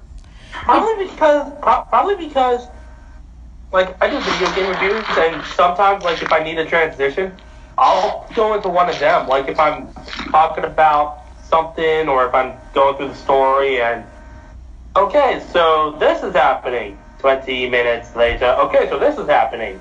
Okay. That's probably the only reason why they stick out to me, is because you can utilize them for any situation. That's fair. But yeah, I think that, I had Saber Spark on my podcast a few weeks ago, and we were talking about how one of the things that made SpongeBob stand out for him, particularly, were the quotes, about how there were a lot of memorable quotes. That if you say one quote, if you say one SpongeBob quote, then a person would say another one. Yeah, I agree. One of the best examples that sticks out for me, when Batman Arkham Origins was announced, they announced that one of the DLC costumes would be the 1966 Adam West costume. A YouTuber he's part of a YouTube group called Brain Scratch Commentaries. He put up a video of SpongeBob in Sandy's Dome, all dried up, looking at the jar of water, but inside is the Adam West costume, and SpongeBob's like, I don't need it. I don't need it. I need it! They definitely use a lot of that, that's for sure. I've been seeing a lot more of them using SpongeBob for those kind of things lately. That's true. But speaking of the movies, though, the first movie has a bunch of memorable quotes. The second movie doesn't have any memorable quotes whatsoever. Yeah, that is true. I mean, there's any quote from the second movie. Yeah, I don't really recall any quotes from the second movie either. I can't name one from the first movie. Well, there's a lot of them. There's, like, you don't need a license to drive a sandwich. There's, let's see. Now that we're men. Yeah, now that we're men. I'm a goopy goober, yeah. You're a goofy goober, yeah. We're all goofy goober, yeah. Evil Plan Z. It's lemon scented. Yeah. So, I mean, there's tons from the first movie. The second movie is not as memorable. No, not really. I mean, it's good. Don't get me wrong. It's pretty decent, but yeah, I'm not saying that anything on the quality. It's just not as memorable. Sure. Another one that sticks out from the show, Plankton is Patrick's coach for, I guess, the Olympics or whatever, something like that. Yeah. Win this one because I told you to. Because you told me to. Yes, that did happen as well. So yeah, we're gonna do a little bit of we're gonna take an exception for this one because this is based off of a Nicktoon, but it's live action. So, The Last Airbender. No. Oh god. No. I got a memorable scene from The Last Airbender that the only reason why I ever watch it on TV, and I always turn it off right after this scene, is the earthbending scene where it takes 10 earthbenders to move one rock. I will direct you once again to the Nostalgia Critic. Oh no, let's not talk about Nostalgia Critic. When he reviewed that movie, that's all I'm going to say.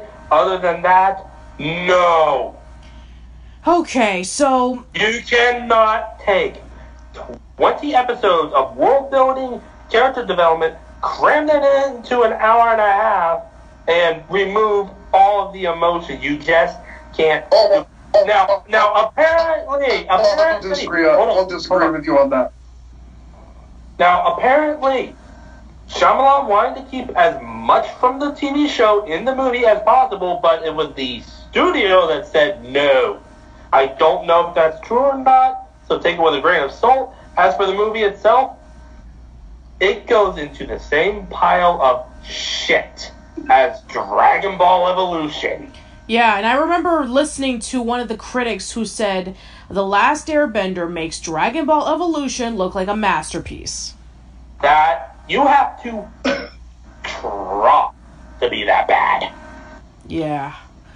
But to be fair, I feel like you could do a good Avatar: The Last Airbender movie. It would have to be 2.5 hours long, much like the Justice League. But I feel like you could easily do one. Yeah, you know. You could. Yeah, you could. I mean, there's some things from the first season that you could remove because it's just pure filler. Granted, it's probably there for world building, but if you have 2.5 hours, you can accurately portray one season of the show in film. Yeah. It's just have to give it to the right person, and I don't think Shyamalan was the right person.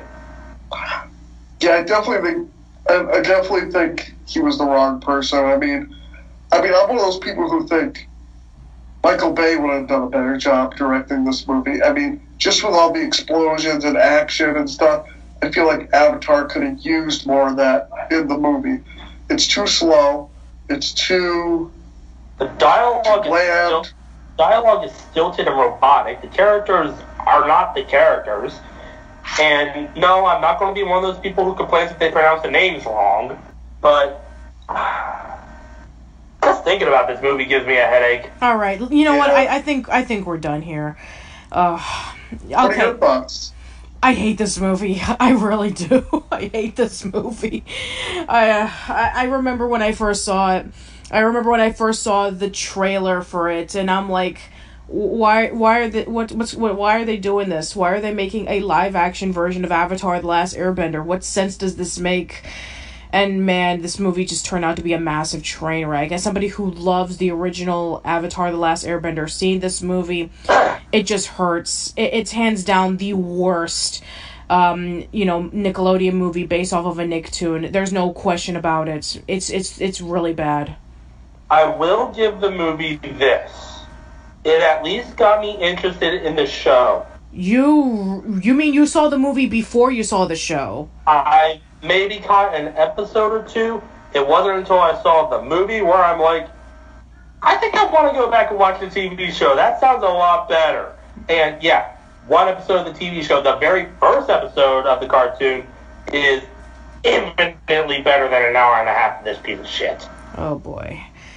I agree to that. Yeah, me too. Alright, well, that's it for the theatrical movies. Finally. Alright, now let's see if we can quickly discuss about the TV movies, and my god, are they a lot. We're probably not going to talk about all of them. Go ahead. Probably jumping ahead a bit, but the only one I remember right off the top of my head is the Fairly Odd Parents one called Abracatastrophe, where Mr. Crocker gets a hold of Timmy's godparents and uses that to basically do whatever the hell he wants with the world. Yes. I have a fact about that one. Abracatastrophe was originally supposed to be in theaters, but due to the fact of I forgot what year, but they didn't think it was going to do success. I think it was after Hey Arnold, the movie. Yeah, that is true. There was supposed to be a Fairly Odd Parents theatrical movie, but it was canceled.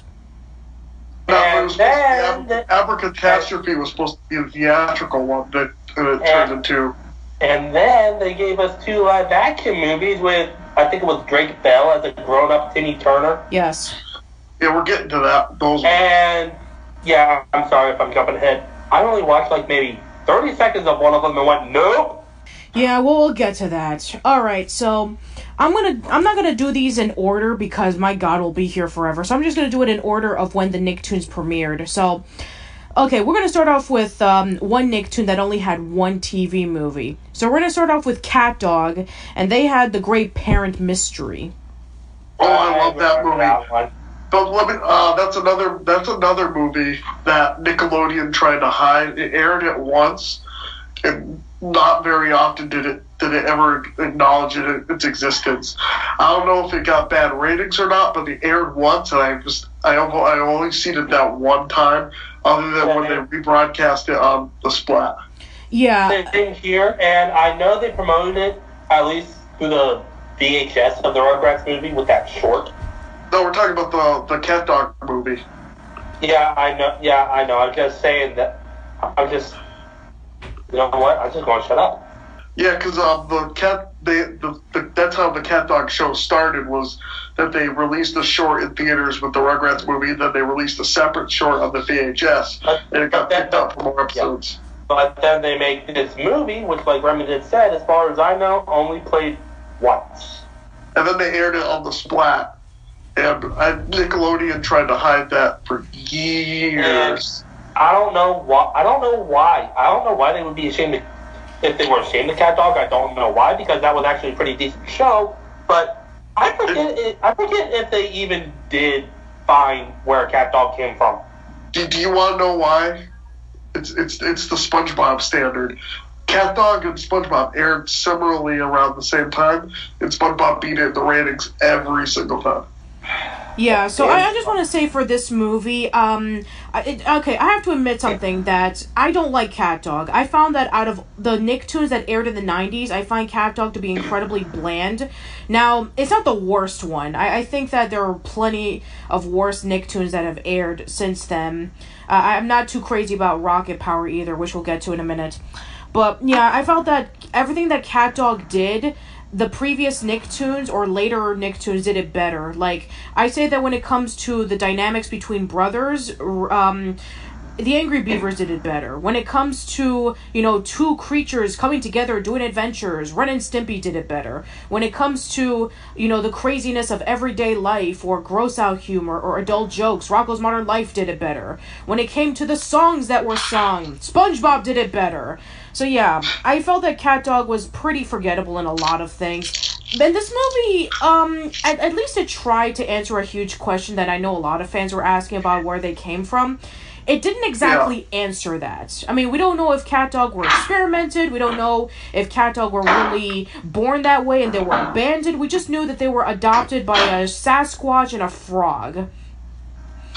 We actually get to know more about Lube's family than anything. Like, the fact that Lube's family were like this redneck cat and dog family that were very similar to like the Hatfields and the McCoys, in which they used to be enemies, but now they're getting along.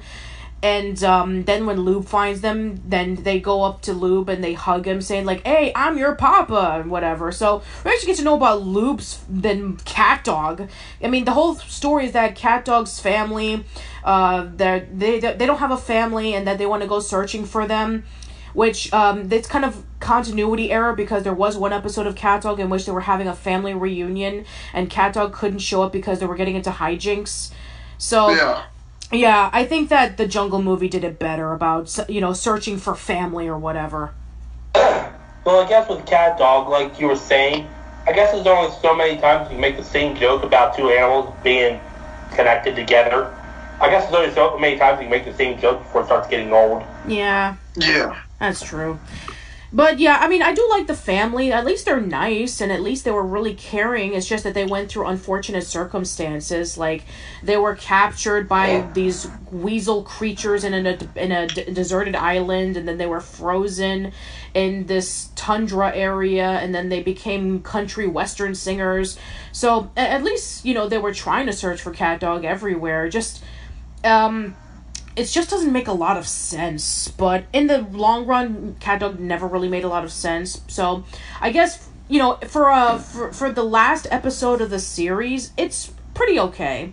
I don't have really too much to say praises or complaints about it.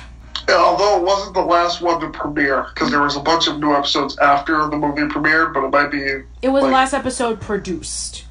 Yeah. Yeah, this is a thing that I got complaints about when I did my list of top 20 Hey Arnold episodes, and I mentioned about that the Journal was the last episode, and they're like, nuh-uh, Grandpa's Packard was the last episode. It was the last episode that was produced, not the last episode that aired. We'll get to another TV movie that had a similar fate later. Yeah, people don't understand that an episode may be produced at a certain time, but it might not be aired at a certain time. Production order and air order are completely different things. They can change things. They can change things around to fit something that's going on in one episode tied to another episode, or if there's a movie coming out, put an episode that ties into the movie before the movie's premiere. Right. Yeah. All right, let's go over to our next one. So now we can talk about the Wild Thornberrys, and now we can talk about the origins of Donnie. I mean, I think we pretty much covered that already. Yeah, I think that the origins of Donnie is a much better representation of what the show was. The fact that we got Donnie's backstory about how his parents were... They were explorers who wanted to save the gorillas, and then they fell in love with the orangutan, so they stayed in Borneo, and then they were killed off by poachers, and that throughout this TV movie that the Thornberrys are filming an episode about the orangutans because they were becoming endangered, and Eliza wants to help one of the orangutans who gets lost along the way find its mother, and Donnie disappears because it's trying to find its parents, which in this case the orangutans that raised him when he was a baby. It does answer some interesting questions about Donnie, because Donnie was always that little annoying little boy who never really spoke.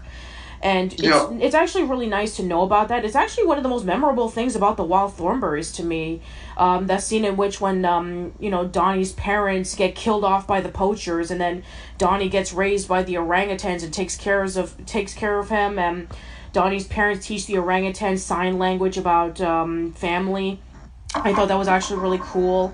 And, learning a little bit more about the orangutans. And it's kind of split off into 2 episodes, but it is technically a TV movie. And, you have Eliza trying to help the little... It aired as a TV movie, so it counts. Yes, it does count. So, yeah, you have Debbie and her grandmother trying to find Donnie, and they stumble upon this tribe who knew about Donnie's family. And then you have Eliza and Darwin helping the baby orangutan. You have Nigel and Marianne who are following the male orangutan to film for their nature show.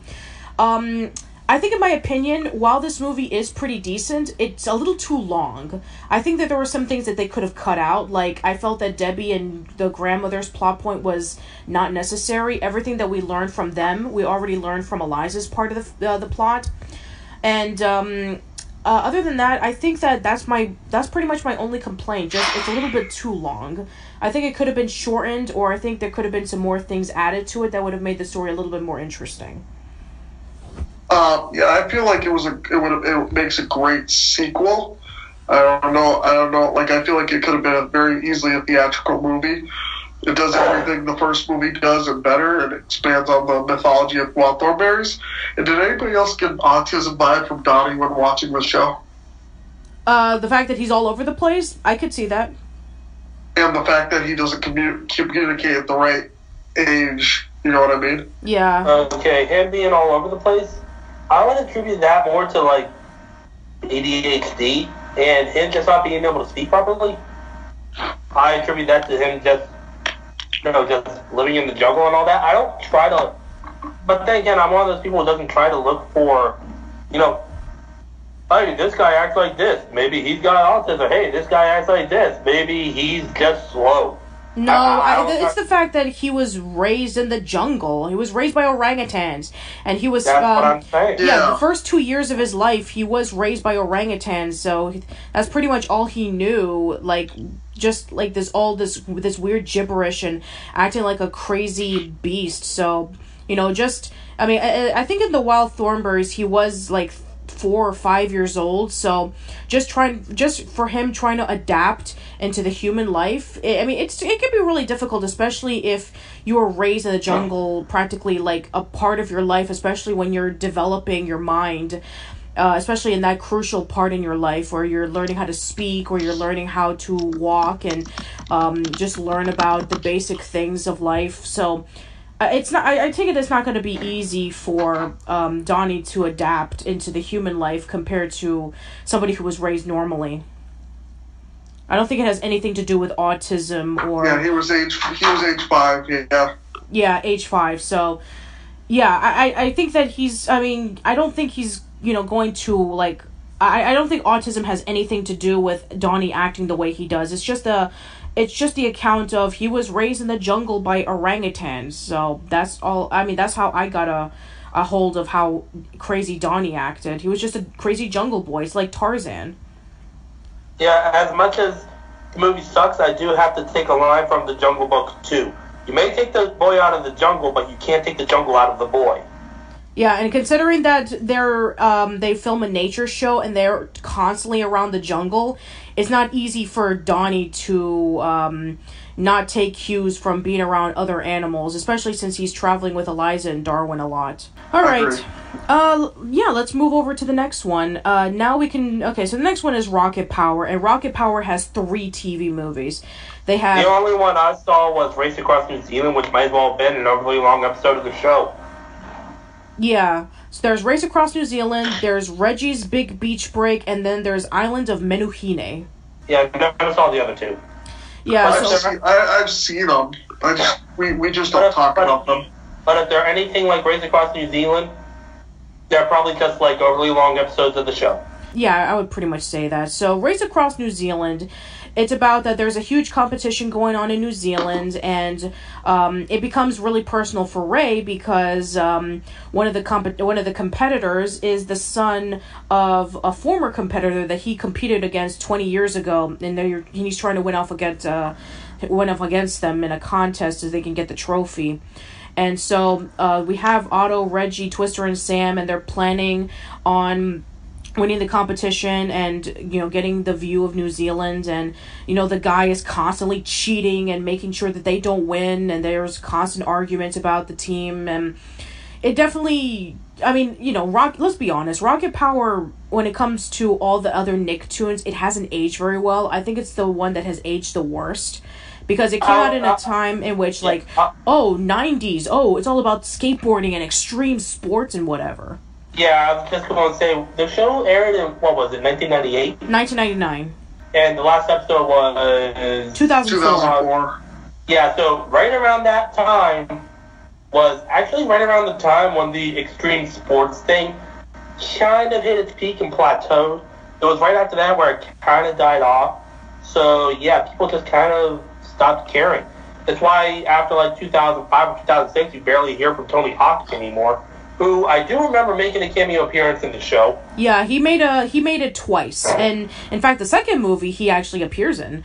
But yeah, he did appear in one of the episodes, Enter the Hot Tricks, in which when there's rumors that Tony Hawk has completely disappeared, and so Otto, Reggie, Twister, and Sam decide to go over to his secret lair, and so they can be able to convince him to come out of disappearance or whatever. And that was just basically like, oh, we have Tony Hawk in this episode, which I think if kids were to watch it now, they wouldn't even know who Tony Hawk is. The novelty is long. Oh my God. Heck, the novelty was gone when the episode actually aired. Nobody was watching Rocket Power at that point. Yeah, pretty much. I think around that time, you had some of the lesser known Tony Hawk games come out, like Project 8 or Tony Hawk Ride, and then of course you had the really awful HD collection and Tony Hawk Pro Skater 5. I think that was later. I think this is around the time Pro Skater 2. Yeah. You're talking video games. You're talking an episode that aired around 1999 to 2000. The games you're talking about started coming out around 2008. Yeah. Yeah. I think Pro Skater 2 came out around 2004, and everybody had already aged out of Rocket Power. So they are you sure it was that? Because I think that 2004 was when Underground came out. Yeah, well, look it up. Yeah, go ahead. Yeah, it was because Tony Hawk's Pro Skater 2 was on a PlayStation Underground demo disc from 1999 or 2000. Oh yeah, I was wrong. Pro Skater 2 is 2000 to 2001. Yeah. Yeah, it came out. so you're probably thinking Underground or Pro Skater 4. Yeah, probably. Yeah.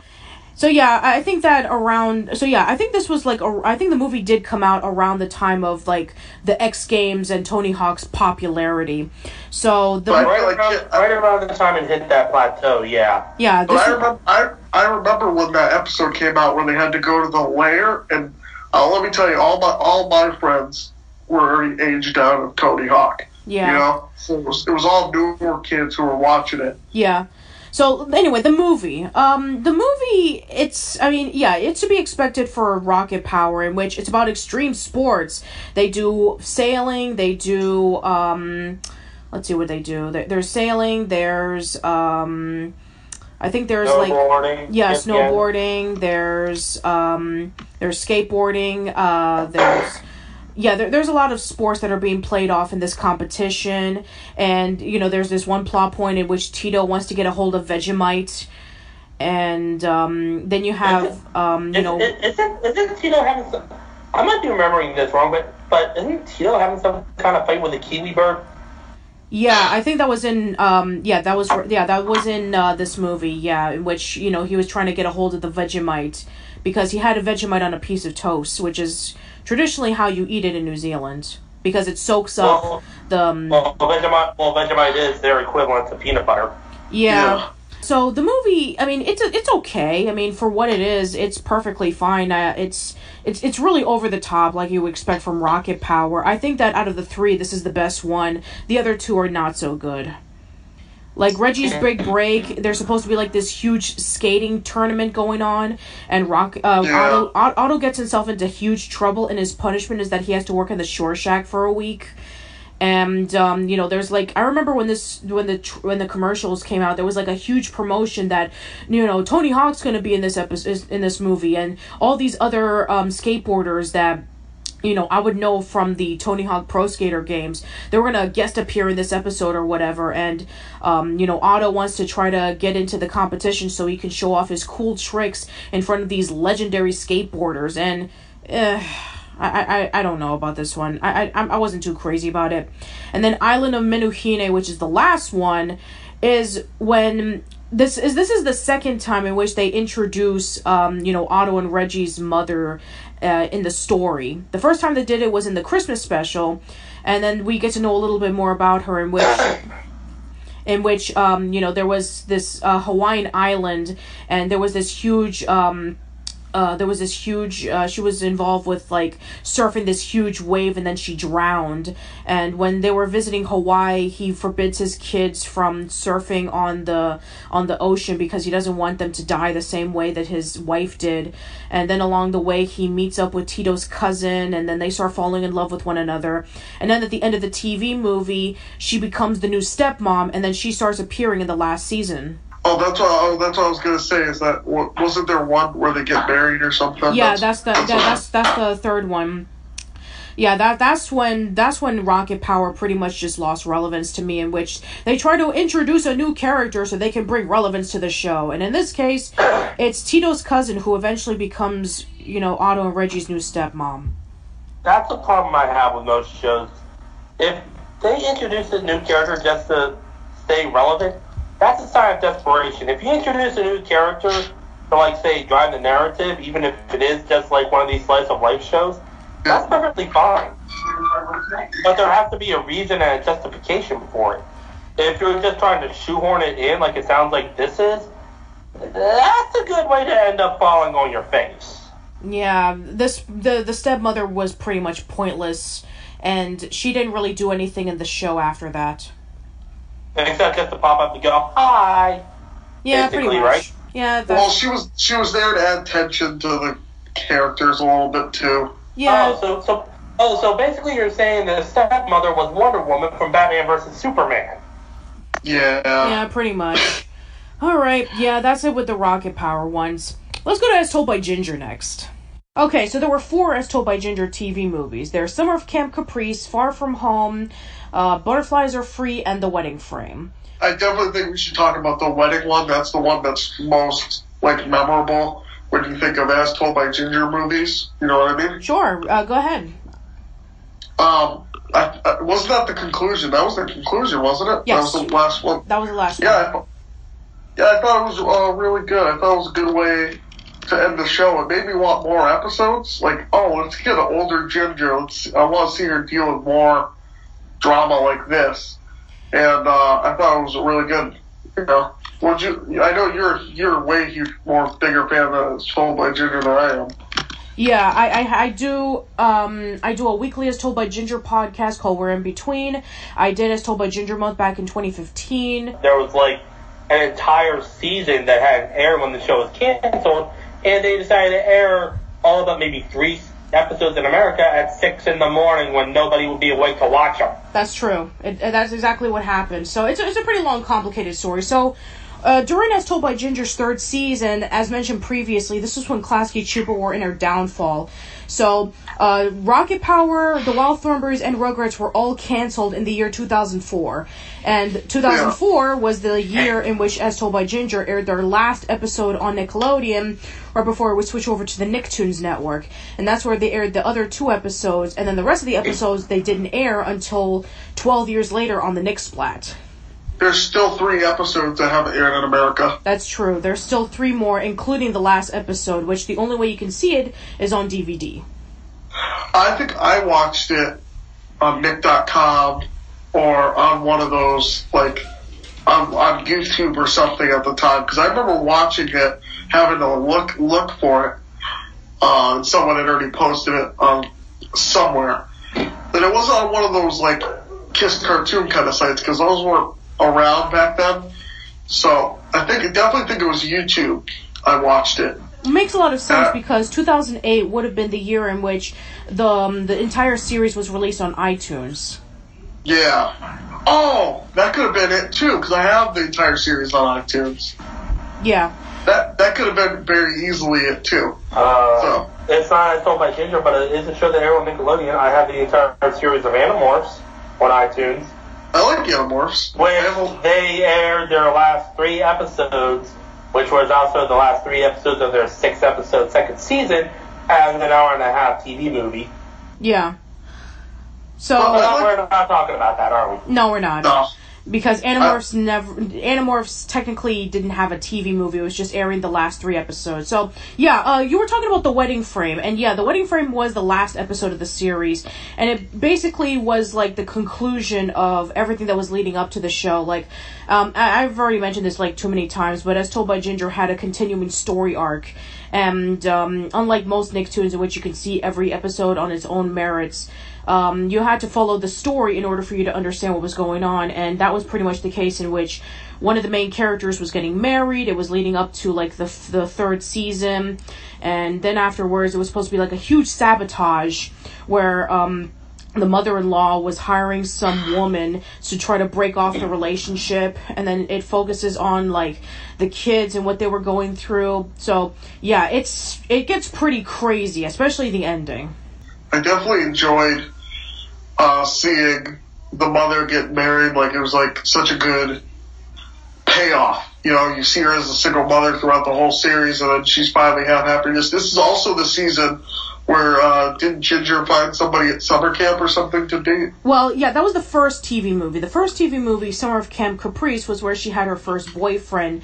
His name was Sasha. Yeah. And they were a one-off thing right before he broke up with her for a popular girl that he dated once back then, and then, you know, he decided to date her again, and so he pretty much broke her heart. That was. And then she ended up dating the other guy with the braces. The headgear. Yes, that was in the second TV movie, Far From Home, in which the guy Darren decides to confess his love to Ginger, saying, you know, we've been together for so long, we've known each other for a long time, I love you. That was when he. Yeah. That was when Ginger went over to the out-of-state school called Avalanche Arts Academy. Yeah, the private school. Yeah, it was a private school. And then the third TV movie was when they graduated from middle school and entered into high school. Yeah.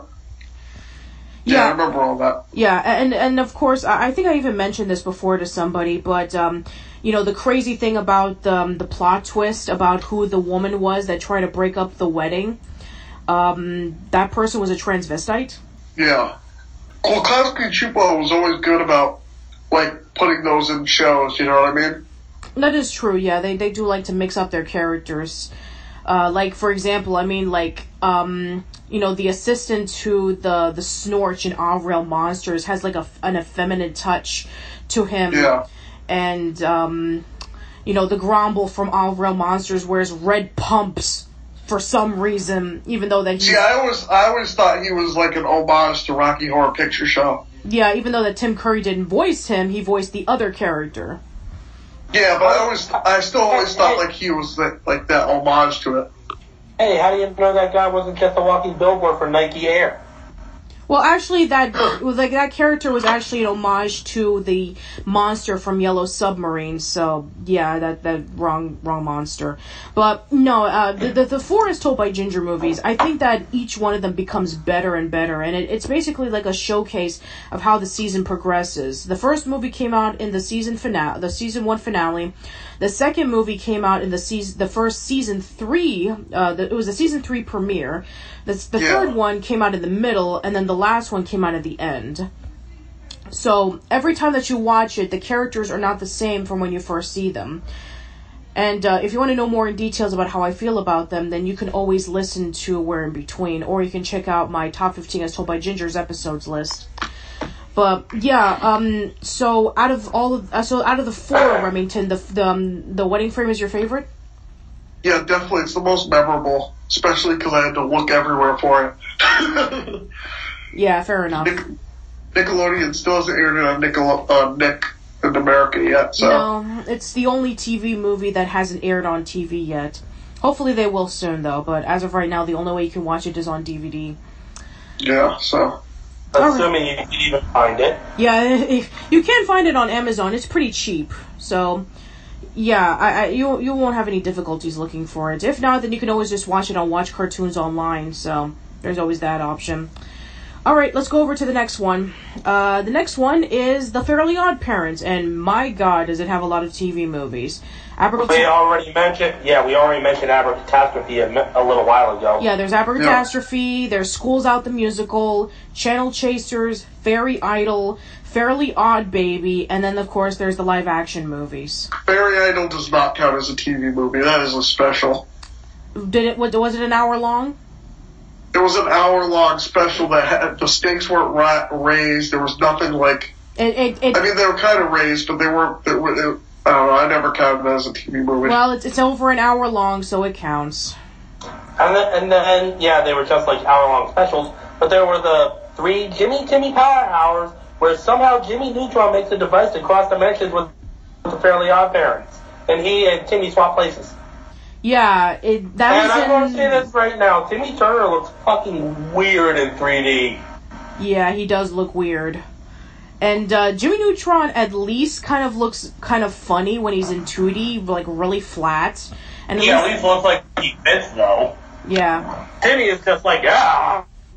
I know, that just goes to show you that part of the CGI in the show doesn't hold up very well, because Timmy is just so blocky. Yeah. Timmy is just killing with fire. And I think they almost did it in homage to the 1986 Transformers movie, but those are hour-long specials, so they do not count. No, they don't.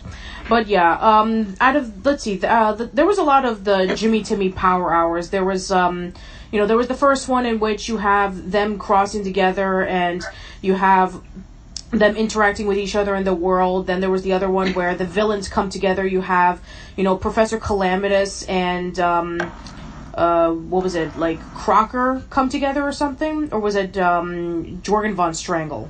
It was Jorgen and Professor Calamitous, and then there was a subplot with Anti-Fairies. That's the one, yeah. And then there was the other one where it was the evil... They create their own villain. Yeah, where they create their own villain. It's the...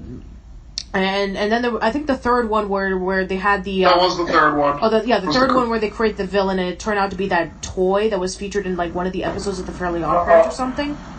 Yeah. Yeah, that one, nobody likes that one. But then you get after those specials, there's Wishology, which is another one that was supposed to be a theatrical movie, and Paramount didn't like it. I haven't seen that one in a long time, so I really don't remember too much about it, but I don't recall it being a standout to me. Part 1 was, the last 2 parts were kind of boring. Mm-hmm. You could see how this was originally a theatrical movie, just by looking at the aesthetics of it, you know. Sure. Like, but Paramount rejected it, so then Nickelodeon turned it into a 3-part special. Mm-hmm. But it was originally supposed to be a movie. Yeah. Man, yeah, there's a lot of rejected movies that were supposed to be based off of the Nicktoons. Like, when we get to Jimmy Neutron, we'll discuss about another one. There's that one, and then there's the Fairly Odd movie was supposed to be in theaters as well, and that was another rejected one that they just went with because it got rejected. Was that the first live action movie? Yeah, the first live action one. We won't talk about the other two. Wait a minute, there were two? I mean, I know there was that one. There was a trilogy. Oh wait, yeah, there was that one. There was Grow Up, Timmy Turner, and then there was the Christmas movie. Yeah. Like I said, all I saw was like 30 seconds. I saw how friggin' weird the godparents looked in 3D live action, and I'm like, nope. Yeah. And let's see, Abracatastrophe, that was, I also like, I like that one as well, you know, with, the magic muffin that Timmy gets in honor of his fairy's, 1-year anniversary, that he gets to make any wish he wants. Lots of homages to movies, like with Planet of the Apes, and then when Crocker gets it, and, you know, he pretty much just takes over the world with his fairies by his side, and this is when Timmy confesses that he has fairies, and then everything just goes incredibly insane. Then you have School's Out, the musical, where it takes place around the summertime, and Timmy and his friends are being forced into this camp run by Flappy Bob, and they're like really sick of it, and so they decide to wish that there were no that kids get to rule everything, and that's part of the Pixies' plan. And then you have Channel. I was just thinking, I'd love to see how this backfires. Oh, it backfires all right, because the Pixies take advantage of Flappy Bob because he was raised by the Pixies. And, you know, he pretty much just tricks Timmy Turner into saying, okay, you pretty much, like, signed away to the Pixies, and now the Pixies are going to take over Fairy World. Well, let's face it, and I said this when we were talking about Jimmy Neutron, every episode could be Timmy makes a wish, it backfires. Yeah, and, you know, to quote Bubsy, what could possibly go wrong? I'll say this: the Abracatastrophe and Wishology are the most cinematic films. Everything else feels like a TV movie. I will say, Abracatastrophe felt like it had a flowing narrative, like you would expect from a movie. Like it had a beginning, middle, end, and it all tied together somehow.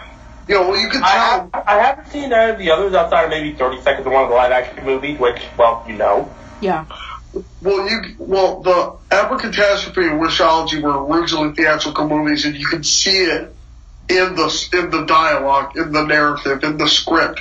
Like you can see how it's cinematic. Everything else, and I will say, Channel Station sort of has that feeling, but you can still tell it's a TV movie, you know? Yeah, and you know, there was a lot of talks about that being like the last one, and I guess with the ending it kind of makes sense because you see Timmy as an adult and he has his kids with him, and Cosmo and Wanda becomes fairies to Timmy's kids, which I guess if you would have had that as the series finale, it's like, oh, maybe we can focus on Timmy's kids. It's like, okay, fair enough.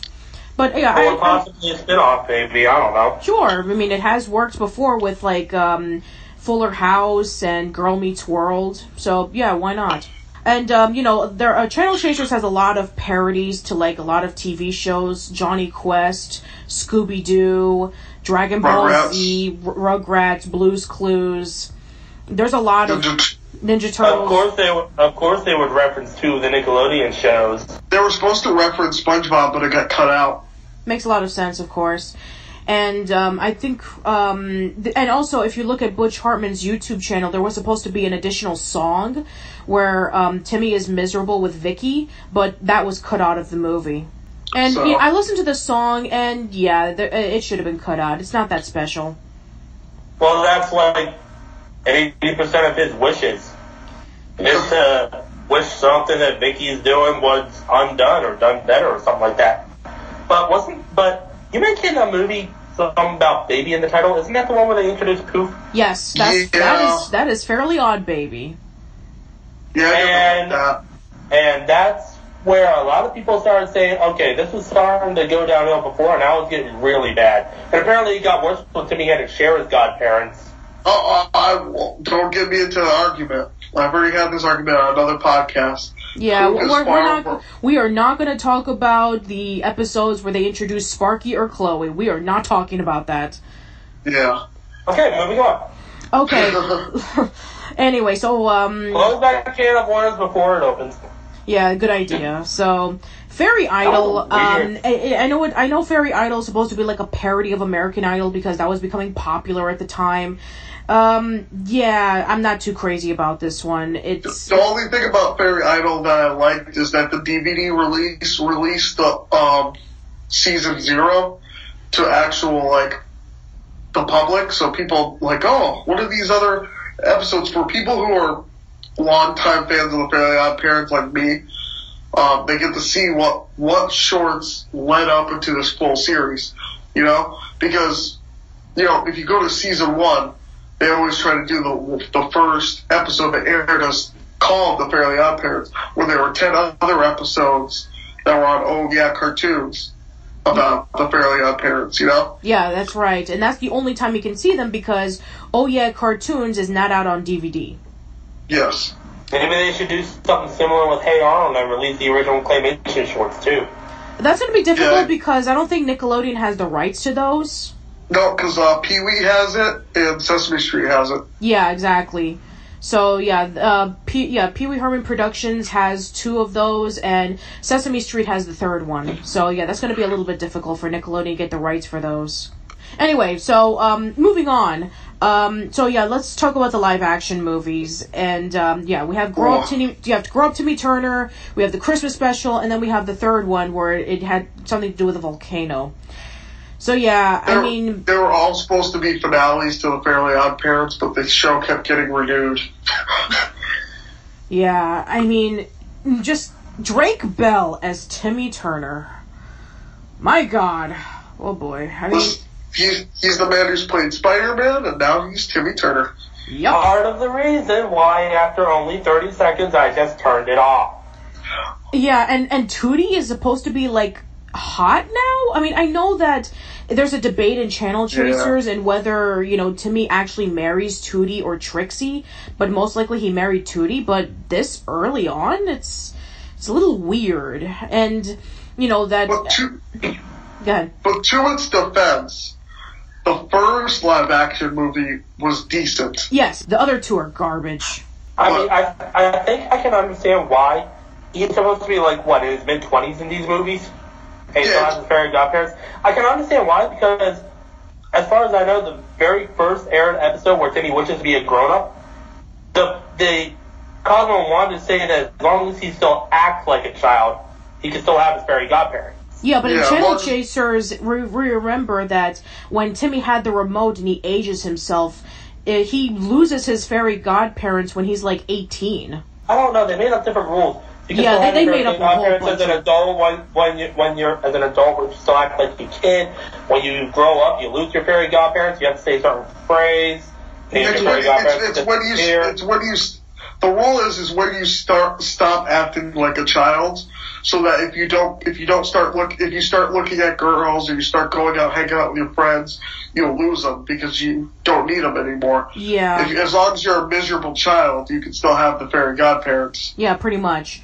And also, so Timmy is still, he's 21 years old, yet he's still in 4th grade, and he's going to Mr. Crocker's class still.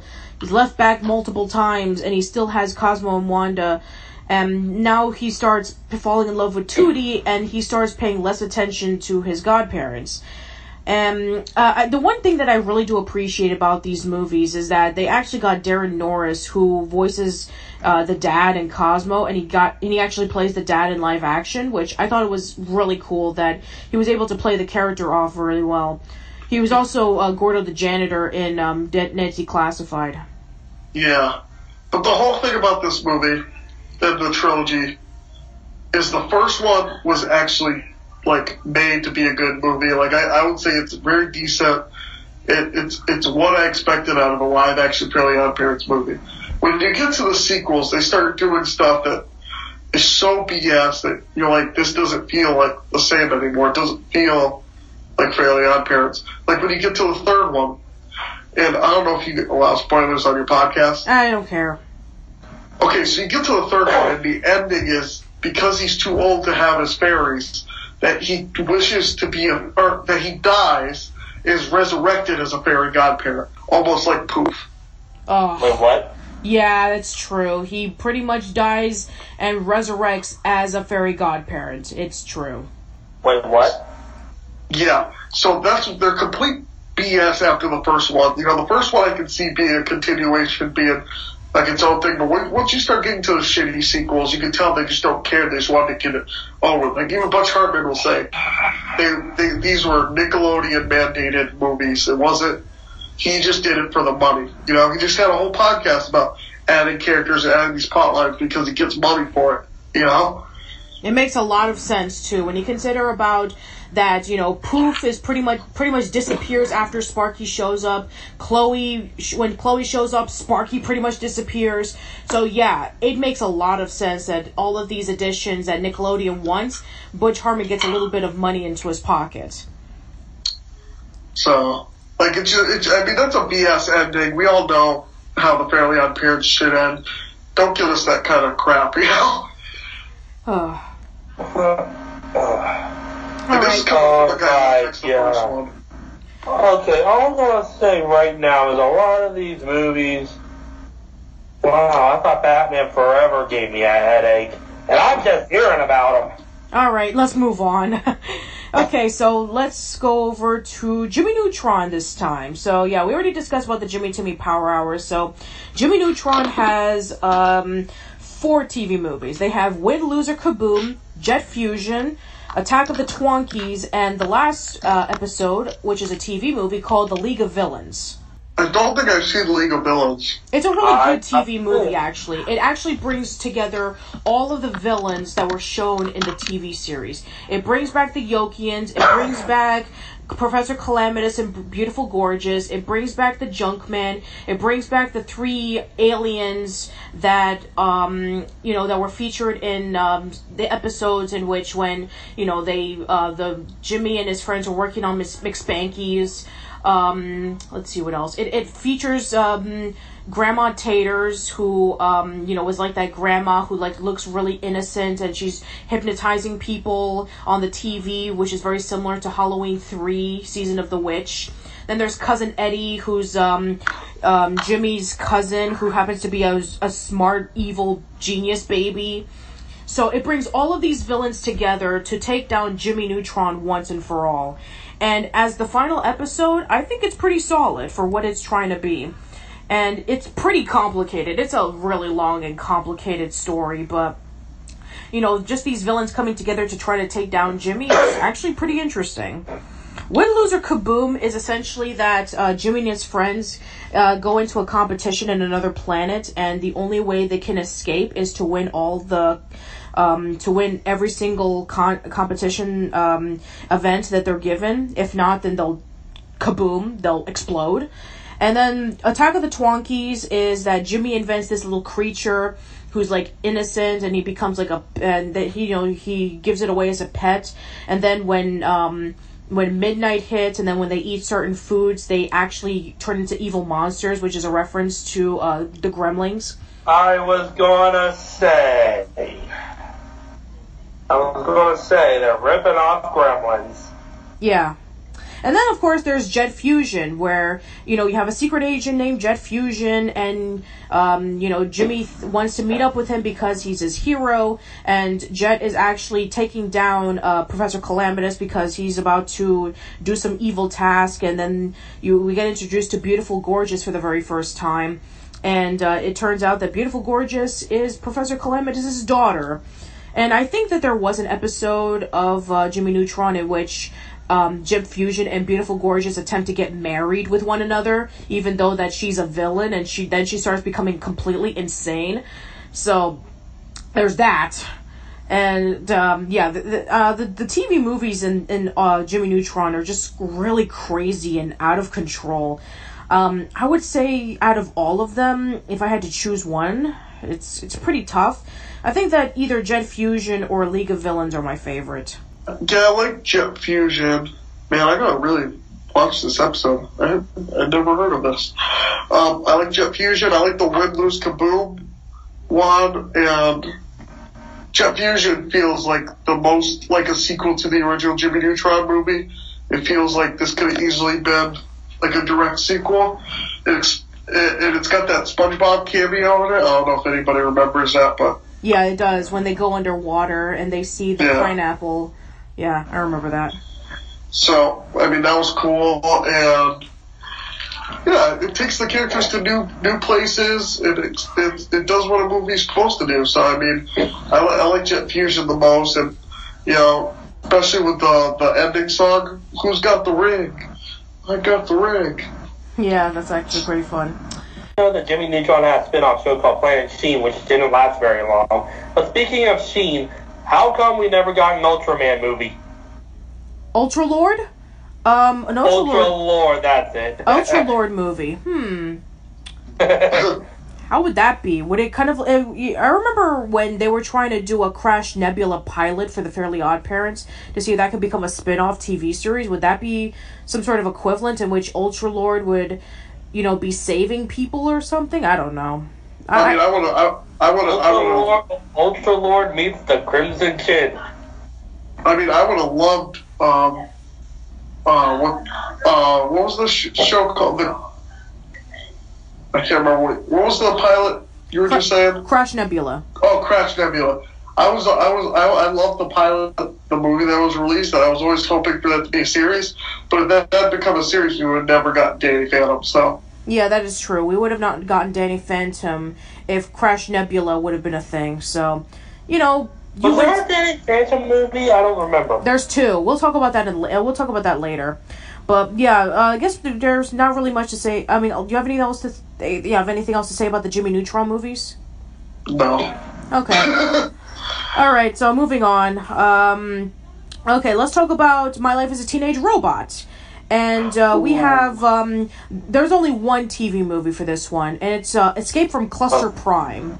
Yeah, I like that one. Yeah, I really like that one too. Because Vexus was hands down my favorite villain in the entire series, voiced by the amazing Eartha Kitt. And she was this evil robot who wanted robots to take over, and Cluster Prime was just a planet that was filled with robots.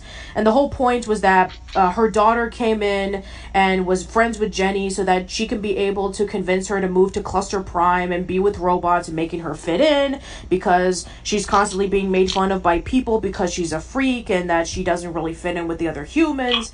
And then Jenny doesn't become convinced with it, and so she decides that she's going to go against Vexus and her daughter's plans of, you know, joining up Cluster Prime. And so this is when we get our final climactic battle with Vexus, and it's great because Vexus was built up as a great villain, and with this huge climactic battle in Cluster Prime, and then trying to take over the Earth, trying to make it into a huge new Cluster Prime. It's a great movie. It's a shame that it doesn't get talked about as much. I mean, I always talk about it as one of my favorite shows I wish Nickelodeon had released in theaters. Movies. I mean, it's a very, very cinematic television movie. It's just gorgeous animation, a lot higher quality than the actual TV show had. Oh yeah, absolutely. And it's the first time hearing about it. Yeah, Nickelodeon. It was another Parents' Day situation where Nickelodeon aired it once and then aired on Nicktoons and then never to be heard of again. You know? It is true. My Life as a Teenage Robot didn't really exactly become a hit compared to all the other Nicktoons at the time.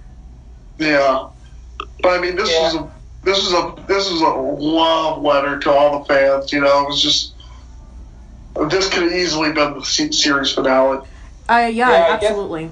I guess you're right. When did My Life as a Teenage Robot air? 2004? 2003. Yeah. Yeah, this was right around the time I started fading away from Nickelodeon.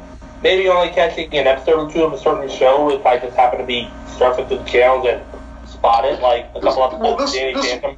This was Nickelodeon's hard point. This is when if your show didn't hit SpongeBob level ratings, they didn't care about it. Yeah, that's true. All right. So basically Cartoon Network with Teen Titans Go. Gotcha. Yeah. I guess you could say that, sure. All right, let's move over to Danny Phantom. And Danny Phantom had 2 TV movies. There was The Ultimate Enemy and Phantom Planet, which was the series finale. Fans hate Phantom Planet, just by the way. Yeah, Phantom Planet, I admit, is very rushed. And you have to admit season 3 was rushed because Butch Hartman wanted to have an additional season to build up everything. He wanted to have a 4th season, but, you know, due to Nickelodeon wanted the show to be canceled and his head... Well, it wasn't that Nickelodeon wanted it to be canceled. They wanted it to do what American Dragon Jake Long did, was change the art style to a cheaper art style so that they could save money on the animation. And Butch Hartman's whole argument was that it should be the same animation through the whole series. It shouldn't just change quality right at the last minute, you know? And that's what they fought over. Yeah, well, I know that Butch Hartman wanted to have a 4th season to explain everything, but he was only given that 3rd season, and that's why season 3, everything that was featured in the storyline is rushed. Phantom Planet, they try to throw in so much exposition, and they were trying to finish everything off, but it just becomes incredibly rushed. And yes, it's very flawed, but there are some highlights for me. Like, I do feel like this is supposed to be the conclusion that Butch Hartman has always wanted, and Amity Park knows that Danny Fenton is Danny Phantom, and, you know, Danny and Sam come together as a couple. So, you know, there are some really nice, genuine moments that I do like about this movie, but yeah, it could have definitely benefited if they would have taken its time. You know, I know that there was a lot of... I know that they were crunched for time, so I can understand why the movie had to be the way it was. So I'm not going to give too much. If you ask me, I think the movie's kind of dumb. Like I mean, in my mind, the series finale, like up until a few months ago, I didn't realize this was the series finale. In my head, the series finale was always that one with Circus Freak there. Oh yeah, I remember that one. Because I always remember that era, I guess, the series finale. I honestly never saw Phantom Planet until maybe a month ago. Okay. And then I even wrote on Facebook, I go, Phantom Planet's a thing? What the heck is this? I hear everyone talking about it, and I go, well, I have this complete series of Danny Phantom, let me check it out. And I was like, oh, this is why I didn't see it. It's kind of BS, you know? To be fair, I don't even remember the advertisement. The last time I saw a Danny Phantom advertisement was they did that week of premieres leading up to the Circus Freak movie or television special. And I always thought that was the series finale, and that's how I always viewed the show. I don't even watch season 3 at all like when I rewatch the series. So, and Phantom Planet's got a lot of stories that are just like, really, this is the conclusion? Like, I didn't even ask for half this, you know? Sure, Yeah, I can understand that. Yeah, I haven't seen any of these 2 movies. The most I ever saw of Danny Phantom was usually the same 2 episodes. I forget what one of them was, but the other one always featured that other guy that could, I guess, turn into a ghost. Oh, you're talking about Vlad Plasmius, yeah. Yeah, that guy. You know what's really good is... voice sounds so familiar. Yeah, that's Martin Mull. You may know him as the principal from Sabrina the Teenage Witch. Oh, yeah, that's right. See, a couple months ago, I had someone try to tell me it was John Delancey from Star Trek, and I'm like, that sounds nothing like Q. No, that's not Q at all. No. But you know what is good is Ultimate Enemy. I really enjoy the Ultimate Enemy. Oh, I love Ultimate Enemy. It's fantastic. If you ever need a first thing to show somebody why Danny Phantom is awesome, I always go Ultimate Enemy. Yes, absolutely. Ultimate Enemy, it's very dark. Like, Danny Phantom in this movie is the villain. How many times can you say the superhero turns out to be the villain in the end? What? Wait, what? Okay, so it's complicated. So it's almost like a Venom kind of storyline. Yeah, so in the future, Danny Phantom grows up to be a villain, and he pretty much destroys Amity Park. See, when you said he was a villain, I thought it was like that episode where he ended up splitting off into 2 halves. No. His serious side and his goofy side. I mean, sorta. Yeah, sort of. So let me just explain the story. So Danny is becoming incredibly stressed with taking an aptitude test, and he cheats. And due to a huge mistake involving with the restaurant that they go to hang out, there's a huge explosion which kills off his friends and his family. So he lives with Vlad Plasmius, and he tries to remove his emotional part. But while removing it, he decides to kill Vlad Plasmius, takes his powers, and he becomes the evil Dan Phantom. And he destroys Amity Park, and he takes over the ghost world. So it's pretty much what Spider-Man goes through the Venom saga. Yeah. And so Danny from the past is trying to fight off Danny from the future with the help of Clockwork, who's this time-traveling... he's the one who controls time in the ghost world. And he's trying to prevent Danny from destroying... he's trying to prevent Danny from doing what he did back in the past so he can be able to restore time again. And Danny's trying to tell him that part of me, I'm going to try to see if I can stop myself. And so then we have this fight with, you know, the good Danny Phantom and then the bad Dan Phantom. And it's actually really awesome. It's a really excellent movie. Seeing, you know, the two time periods coming together of Danny fighting against himself in this evil form.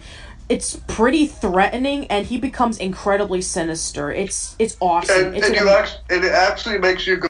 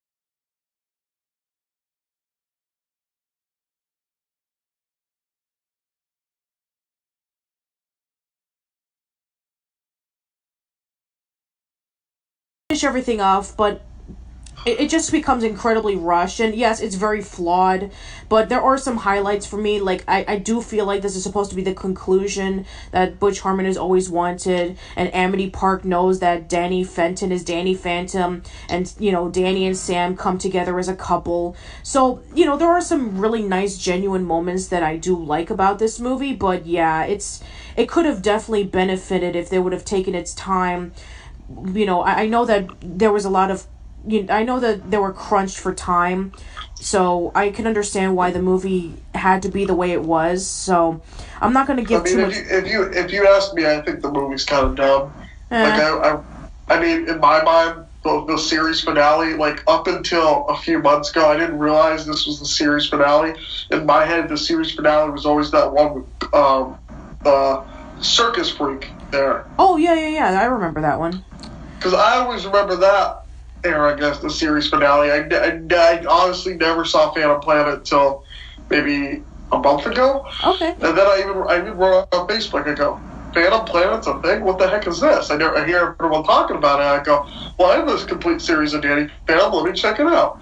And I was like, oh, this is why I didn't see it. It's kind of BS, you know?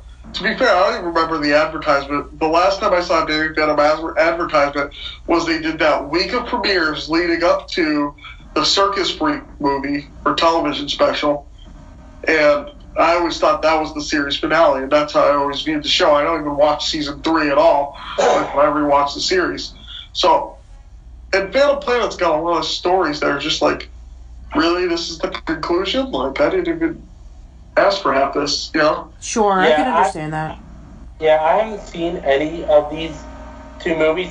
The most I ever saw of Danny Phantom was usually the same 2 episodes. I forget what one of them was, but the other one always featured that other guy that could, I guess, turn into a ghost. Oh, you're talking about Vlad Plasmius, yeah. Yeah, that guy. You know what's really good is... voice sounds so familiar. Yeah, that's Martin Mull. You may know him as the principal from Sabrina the Teenage Witch. Oh, yeah, that's right. See, a couple months ago, I had someone try to tell me it was John Delancey from Star Trek, and I'm like, that sounds nothing like Q. No, that's not Q at all. No. But you know what is good is Ultimate Enemy. I really enjoy the Ultimate Enemy. Oh, I love Ultimate Enemy. It's fantastic. If you ever need a first thing to show somebody why Danny Phantom is awesome, I always go Ultimate Enemy. Yes, absolutely. Ultimate Enemy, it's very dark. Like, Danny Phantom in this movie is the villain. How many times can you say the superhero turns out to be the villain in the end? What? Wait, what? Okay, so it's complicated. So it's almost like a Venom kind of storyline. Yeah, so in the future, Danny Phantom grows up to be a villain, and he pretty much destroys Amity Park. See, when you said he was a villain, I thought it was like that episode where he ended up splitting off into 2 halves. No. His serious side and his goofy side. I mean, sorta. Yeah, sort of. So let me just explain the story. So Danny is becoming incredibly stressed with taking an aptitude test, and he cheats. And due to a huge mistake involving with the restaurant that they go to hang out, there's a huge explosion which kills off his friends and his family. So he lives with Vlad Plasmius, and he tries to remove his emotional part. But while removing it, he decides to kill Vlad Plasmius, takes his powers, and he becomes the evil Dan Phantom. And he destroys Amity Park, and he takes over the ghost world. So it's pretty much what Spider-Man goes through the Venom saga. Yeah. And so Danny from the past is trying to fight off Danny from the future with the help of Clockwork, who's this time-traveling... he's the one who controls time in the ghost world. And he's trying to prevent Danny from destroying... he's trying to prevent Danny from doing what he did back in the past so he can be able to restore time again. And Danny's trying to tell him that part of me, I'm going to try to see if I can stop myself. And so then we have this fight with, you know, the good Danny Phantom and then the bad Dan Phantom. And it's actually really awesome. It's a really excellent movie. Seeing, you know, the 2 time periods coming together... of Danny fighting against himself in this evil form. It's pretty threatening, and he becomes incredibly sinister. It's awesome. It actually makes you go on the edge of your seat on whether or not the character is going to survive at the end of this movie. Yeah, absolutely, because the whole point is that Clockwork is trying to kill Danny Phantom because he wants to prevent the future from going post-apocalyptic.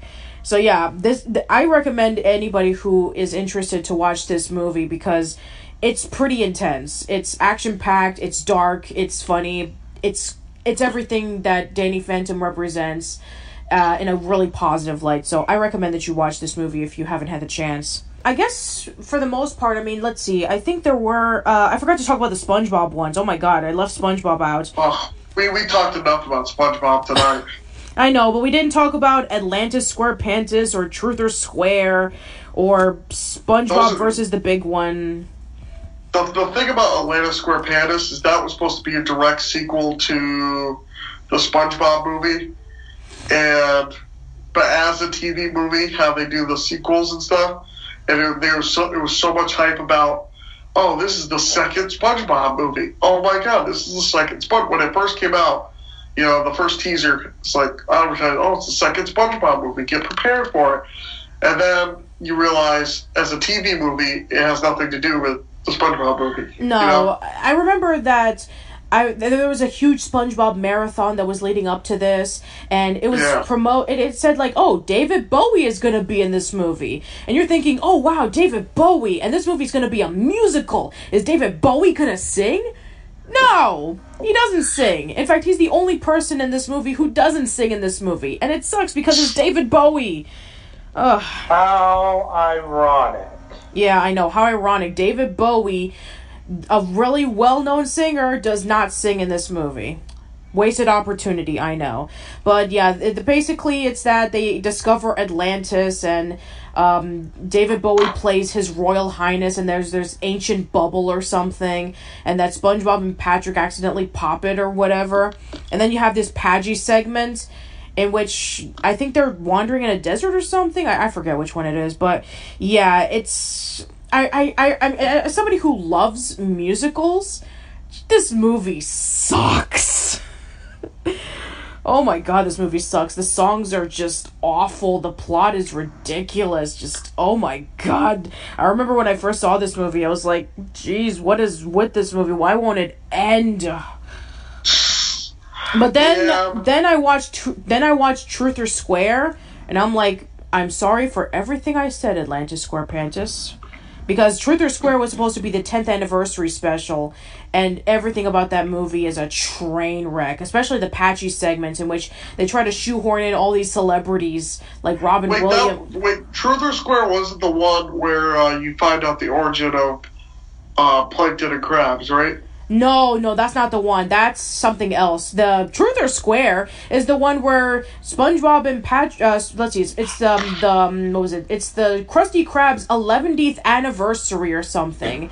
And SpongeBob, Patrick, Mr. Krabs, they get locked in a freezer, and then they have to crawl up onto the vent, and then there's all these like weird flashbacks about like SpongeBob and Sandy get married and all these weird stuff. And then you have the Patchy segments in which, it's SpongeBob's 10th anniversary, so he wants to have a huge celebration, so he goes over to the Nickelodeon studios, the animation studios, where he gets Robin Williams and Triumph the Insult Comic Dog. Yes, you heard me right.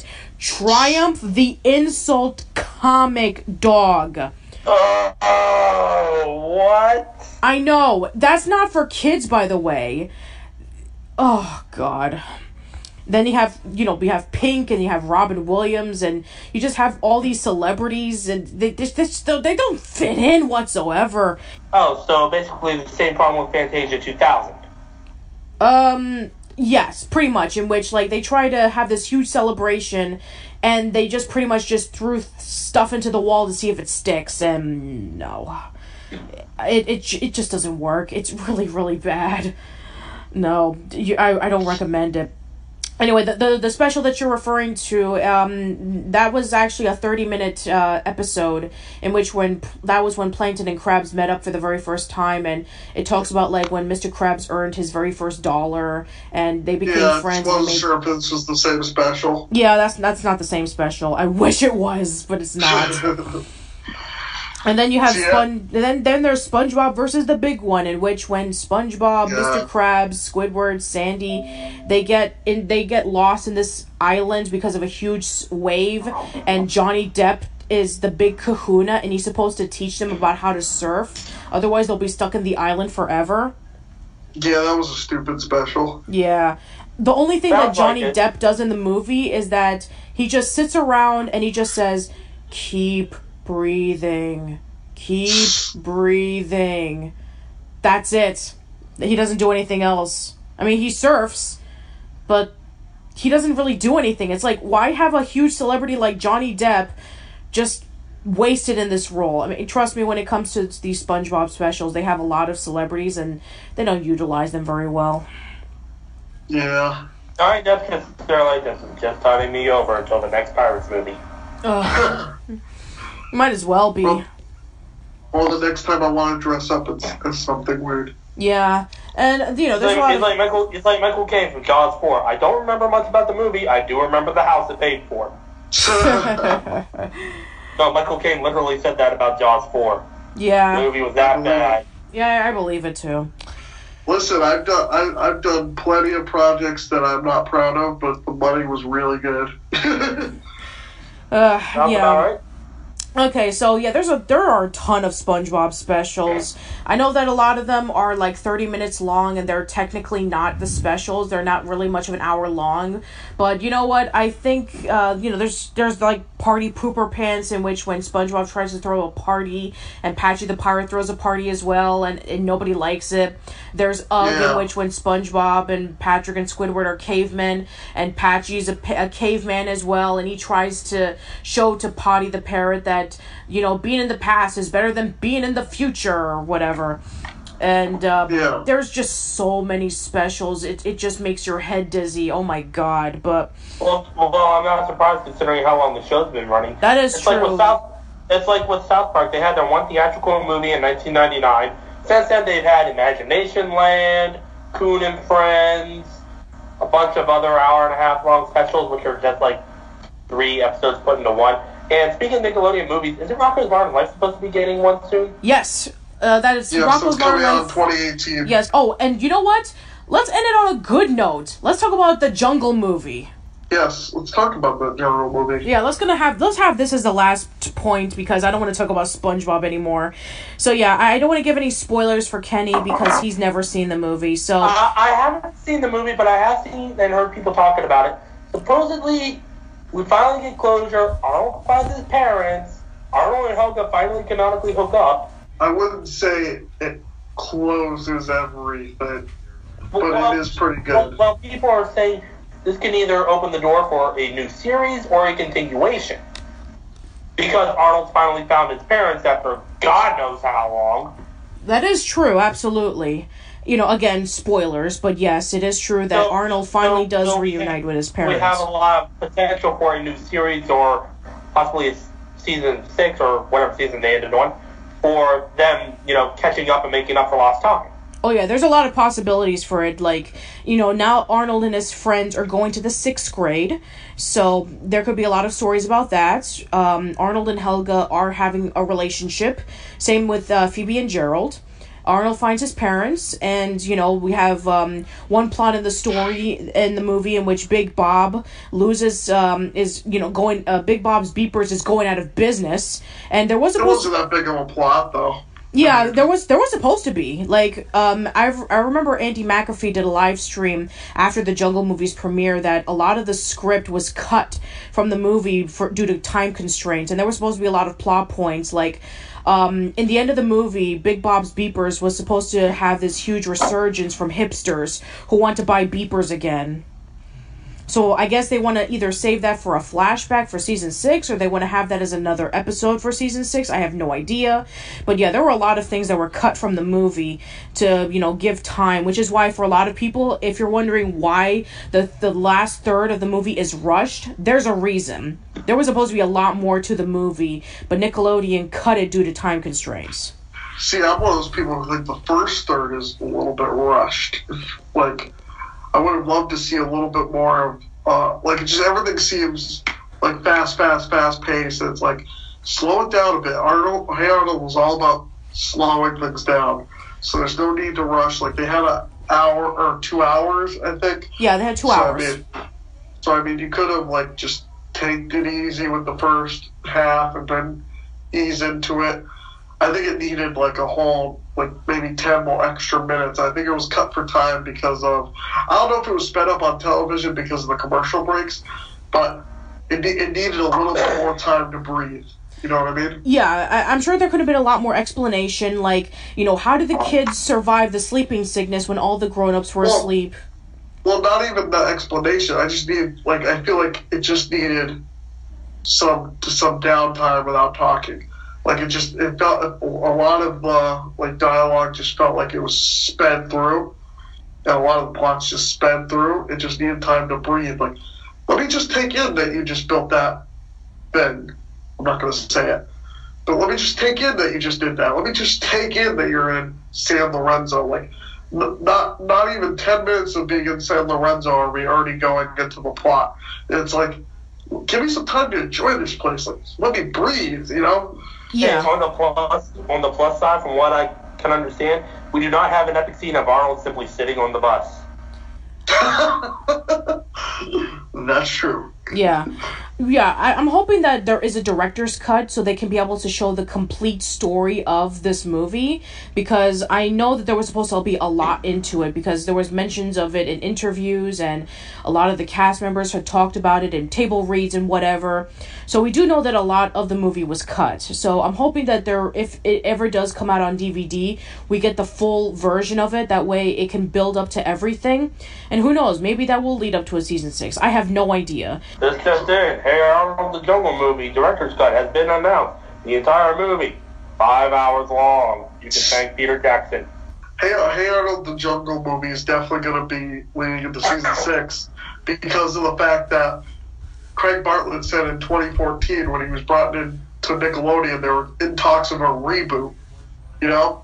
And I'm sure he convinced them, well, if you want a reboot, we need to do the Jungle movie first. You know what I mean? Sure.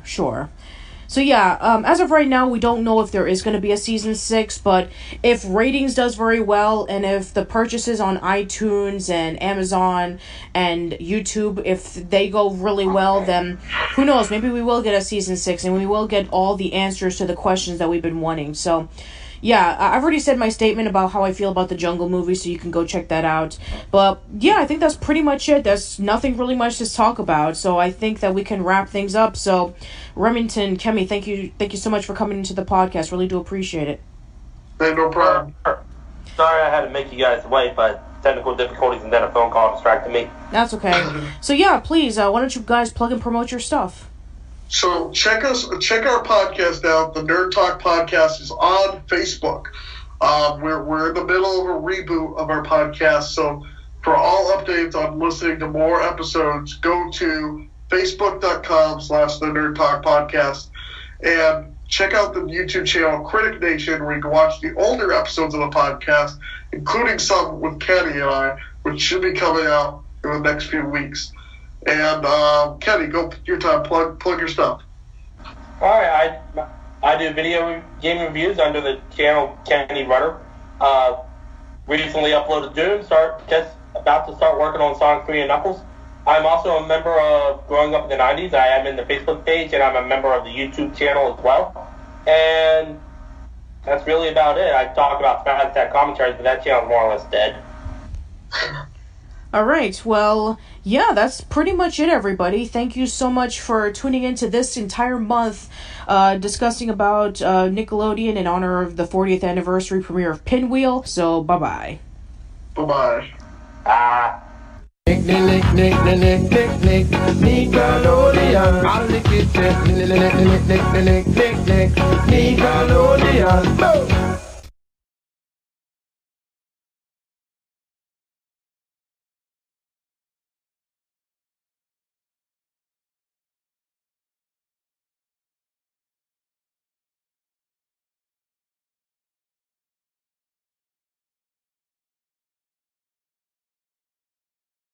Old School Lane Casual Chats is brought to you by the members of oldschoollane.blogspot.com and is associated with the members of manicexpression.com. Old School Lane Casual Chats is brought to you by oldsschoollane.blogspot.com and is associated with Channel Frederator, Manic Expression, The Comic Book Cast, and The Arameta Show.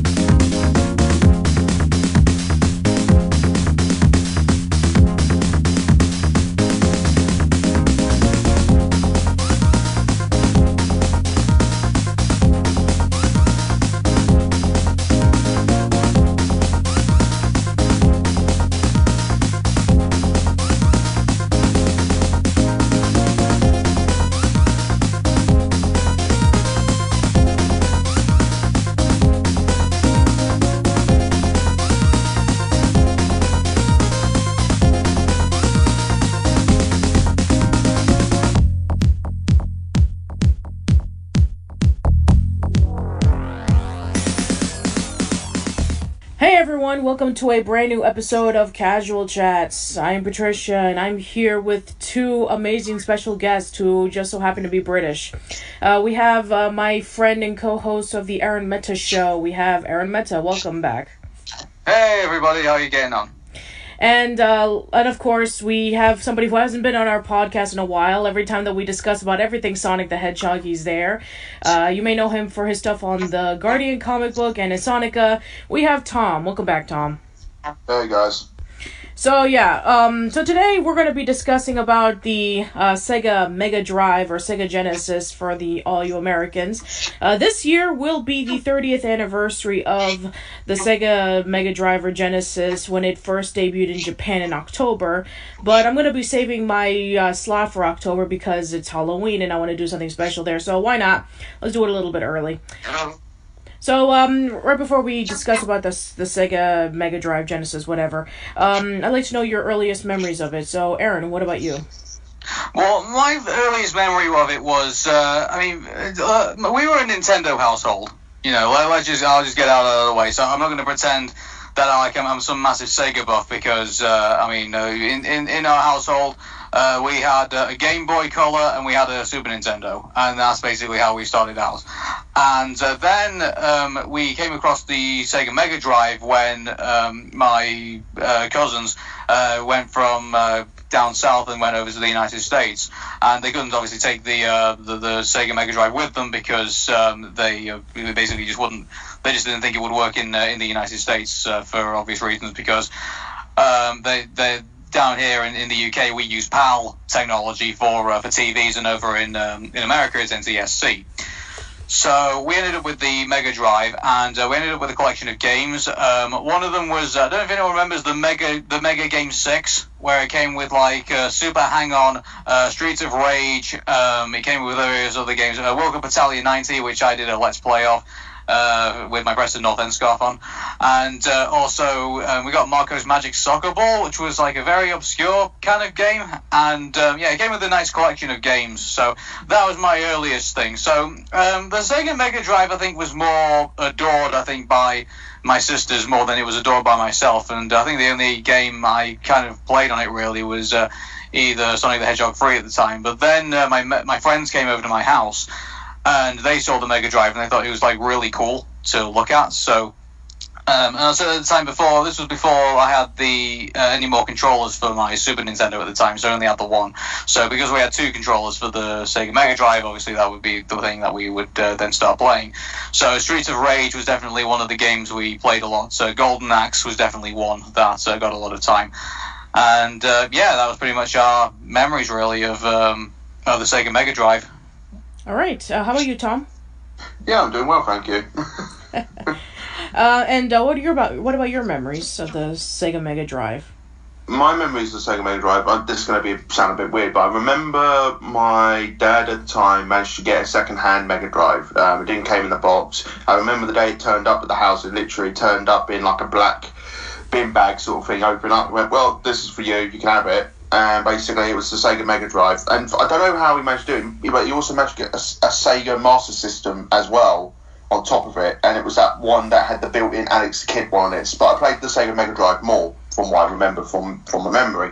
The first game I ever got to play on it was Sonic the Hedgehog, the first one. That's probably the reason why I've loved Sonic so much. It was the first video game I was ever introduced properly, was Sonic the Hedgehog, and it came with some other variant as well. It came with, back in the day with the Mega Drive, they used to do this free pack collection sort of thing, so you had like 3 games onto one cartridge. One of them was the one I had Golden Axe, the first Street of Rage, and I think it was like the Revenge of Shinobi, if I'm not mistaken. That's right, yeah. Oh, yeah, that was the other game on my next. So I remember having that, and I played it a lot. Another game I played a lot on it, which I loved, was Lemons. But I remember back in the day, I remember this really old commercial that they always played on TV globally, and the way it was like 2 TVs set up with 2 consoles linked up to it. One of them was the Super Nintendo, and the other one was the Sega Mega Drive, and basically they played both games back to back next to each other and see which one was more appealing. And the Sonic one looked more appealing because it was a lot more quicker, faster pace and stuff like that.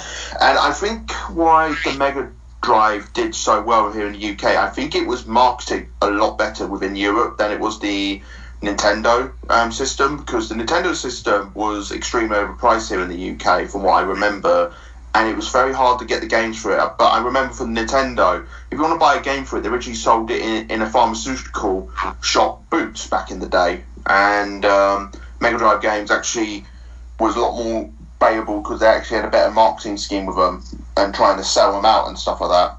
And yeah, that was my memory of the Mega Drive back in the day. So many hours wasted and forcing my brother to be Tails in the game. I wouldn't call them hours wasted, you know. I think we definitely had a massive amount of enjoyment out of them. Oh, good, yeah, definitely. Yeah. I'd say, the one thing I would say about the marketing is, they made that the Sega Mega Drive look so awesome in those, and you also remember the infamous, Sega does what Nintendo don't.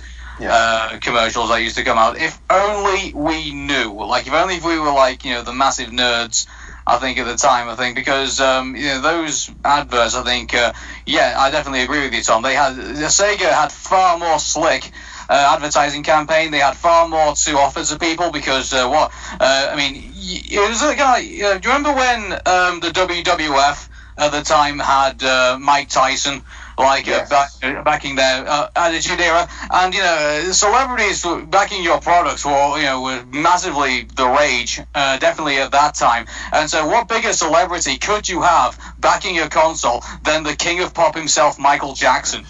Well, that is very, very true, and I think Sega had a bigger presence here because when you look at the history of Sega advertising stuff in the UK, I remember they were the sponsors for the Arsenal Football Club for a little while, and also as well, the biggest one I can think off the top of my head is the Trocadero up in central London, which was this giant 6-floor arcade indoor theme park that was was essentially run by Sega and co-run by Pepsi back in the day, and it had Sonic merchandising, Mega Drive merchandise everywhere, and this opened up back in like the mid-90s, if I'm not mistaken, so near towards the end of the Mega Drive era. But you've got to realise that Mega Drive must have been that popular to get a sixth-floor arcade indoor theme park in the UK back in the day, and the same in Australia as well with Sega World Sydney. Yeah, how amazing is that? Like, Sega went from like sponsoring teams like Arsenal, like on their team. I think the last sponsorship deal I think they probably had was the Football Manager deal they had with AFC Wimbledon. Yes, they did. They're still making those games, or not mistaken, the Football Manager games. Yeah. And I don't know, like for me, I mean, we're going away from Mega Drive, but just quickly on that, I would say Football Manager 2011 was probably my favourite out of a lot of them. Really, the new one that really appealed to me. But I mean, in regards to Ben, you go back to what I was saying about the Mega Drive, and if only we knew how, if we were like geeky enough and like nerdy enough to kind of like understand what was under the hood.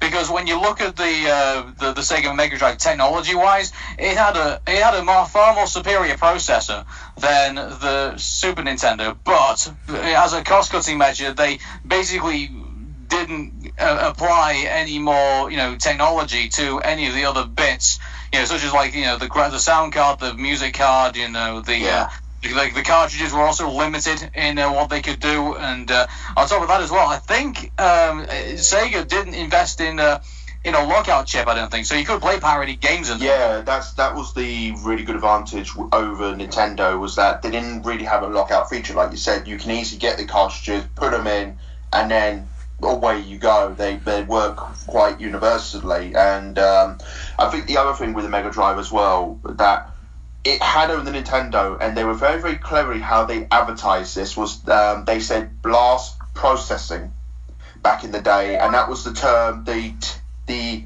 cool term of saying our console runs faster than the Nintendo did.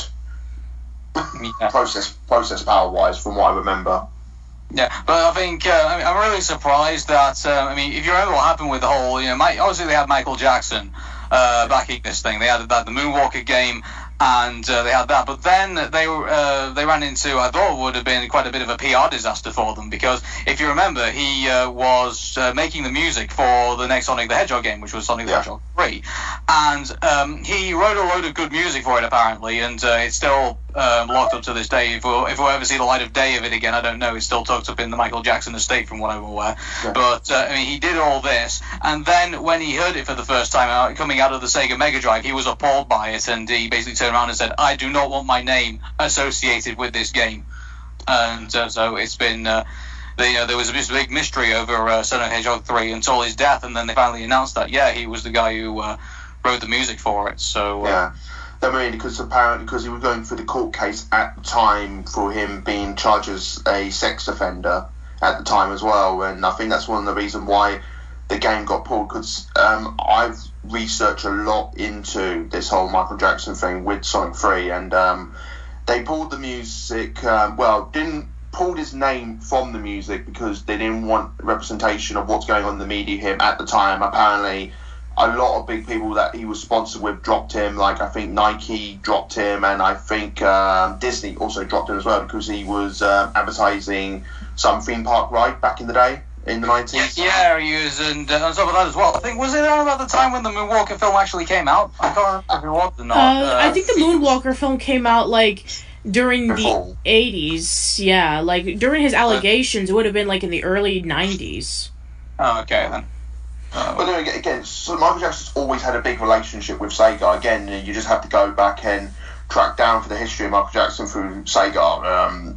The other ones I can remember, this going away from the Mega Drive, but Space Channel 5, he made a cameo appearance in the second channel, Space Channel 5 game, when they actually made a 3D version of himself in the game, from what I remember. Mm-hmm. So they got the rights to use his likeness. I mean, Michael Jackson aside, I mean, they had deals with everybody. I mean, the FIFA games are also on Sega Mega Drive as well, and they actually had the licenses, I think, to use like the real names of the players. I don't think International Soccer on Super Nintendo had that. I don't think. Yeah. So. The annoying thing is, I'm trying to remember which games that they said that he had some hand in, but I think the only one that comes to mind is the Carnival Night Zone theme and Ice Cap Zone sound very, very similar to Michael Jackson music. The one that really does sound like a Michael Jackson song is the end credit sequence in Sonic the Hedgehog 3. At the very, very end credit, got a lot of his signature ooh, like you go, remember you used to go woo sort of thing. You got a lot of signature woos in it and stuff like that, and a lot of dun, dun, dun, sort of thing. It sounds very much like a Michael Jackson song. The end credits. I think he did like the mini bosses as well. I think yes. they definitely.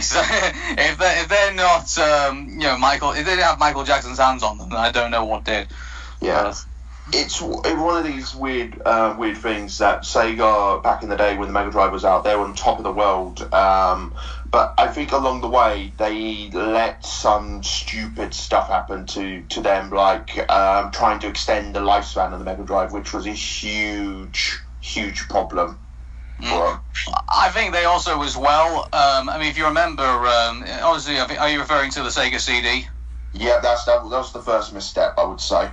Yeah. Well, keep in mind, I mean, I think they came up with a Sega CD because Nintendo, I think, at the same time was also in talks with both Philips and both then Sony about producing a CD-based add-on. So I think it was probably, I mean, I could be wrong, but I mean, if they probably looked at Nintendo and thought, oh, okay, then this is probably going to be the next big ticket. That's one of the reasons why Nintendo took so long to go CD-based, because their dealership with Sony and Philips was so bad. That's the reason why the N64 stayed on cartridges, because they were afraid of the CD-based format, because they had such bad dealings with Sony and also with Philips. And Sega took that plunge. Give them credit. They did try, and it kind of worked, but it really didn't, because the price tag was ridiculous. The portable system... It wasn't that well I think it was marketed well, but it wasn't explained that well, and the games that were produced for it were diabolical. The only two good games I can think of with the Sega CD back in the day was Sonic CD and Snatcher, which was created by the creator of Metal Gear Solid. Kojima, yeah. Yeah, Kojima, yeah, that's it. I think the worst game of all time, I think, on that console, I think, is probably Sewer Shark. I think. Oh, God, that came free with it when you bought the Sega CD as well. So when you bought it, that was the first game, your first impression of the Sega CD, and I think that probably was a bad mishap on their. Imagine bugging your parents for it for ages, and then finally bringing it home, putting in Sewer Shark, and then just sitting there like, what the fuck have I done? And then, like, the bit rate was terrible, and I think it was ahead of its time, and I think the Master System didn't have the processing power or the graphics at the time to really take full advantage of that system. I think that was the big downfall. The chipset, because you could, I mean, obviously it's another generation, but when the PlayStation came out, it took full advantage of the CD technology. It had, it basically had it's only got it right. Where Sega got it badly wrong, I think, with CD technology. Yeah, I mean, to be fair, as everybody remembers about the Sega Saturn, like, that console was not supposed to have 3D graphics. I mean, at the best, it could do, like, 2.5D, but it wasn't powerful to compete against Sony's PlayStation. No. Yeah.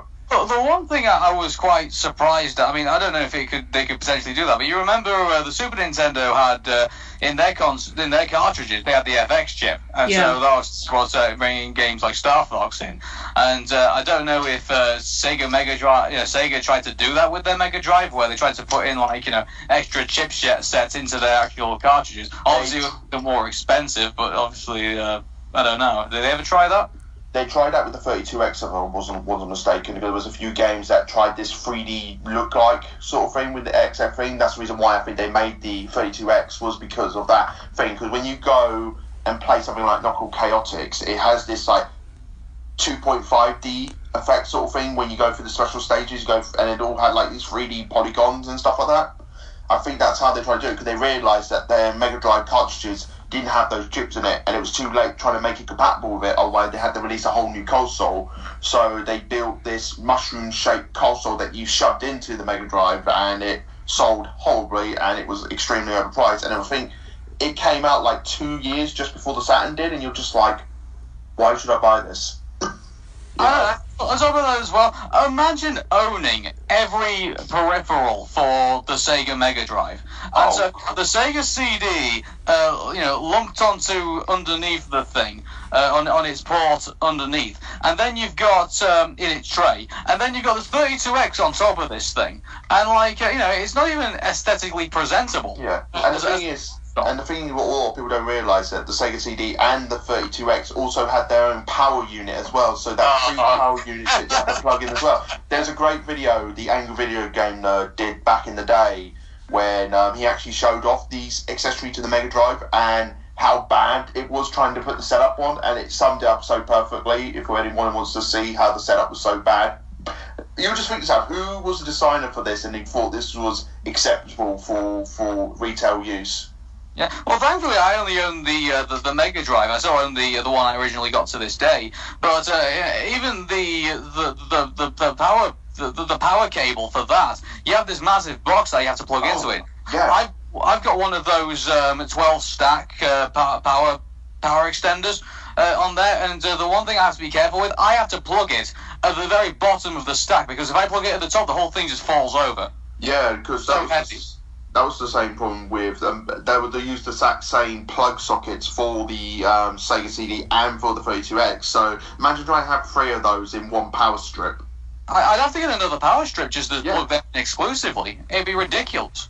Yeah, that's what I mean. For a design standpoint, that was so badly done. And the annoying thing is that the Mega Drive back in the day was a very appealing console. It was like the edgy console. It was the cool console. It had a lot of pop culture here in the UK. I'm not so sure.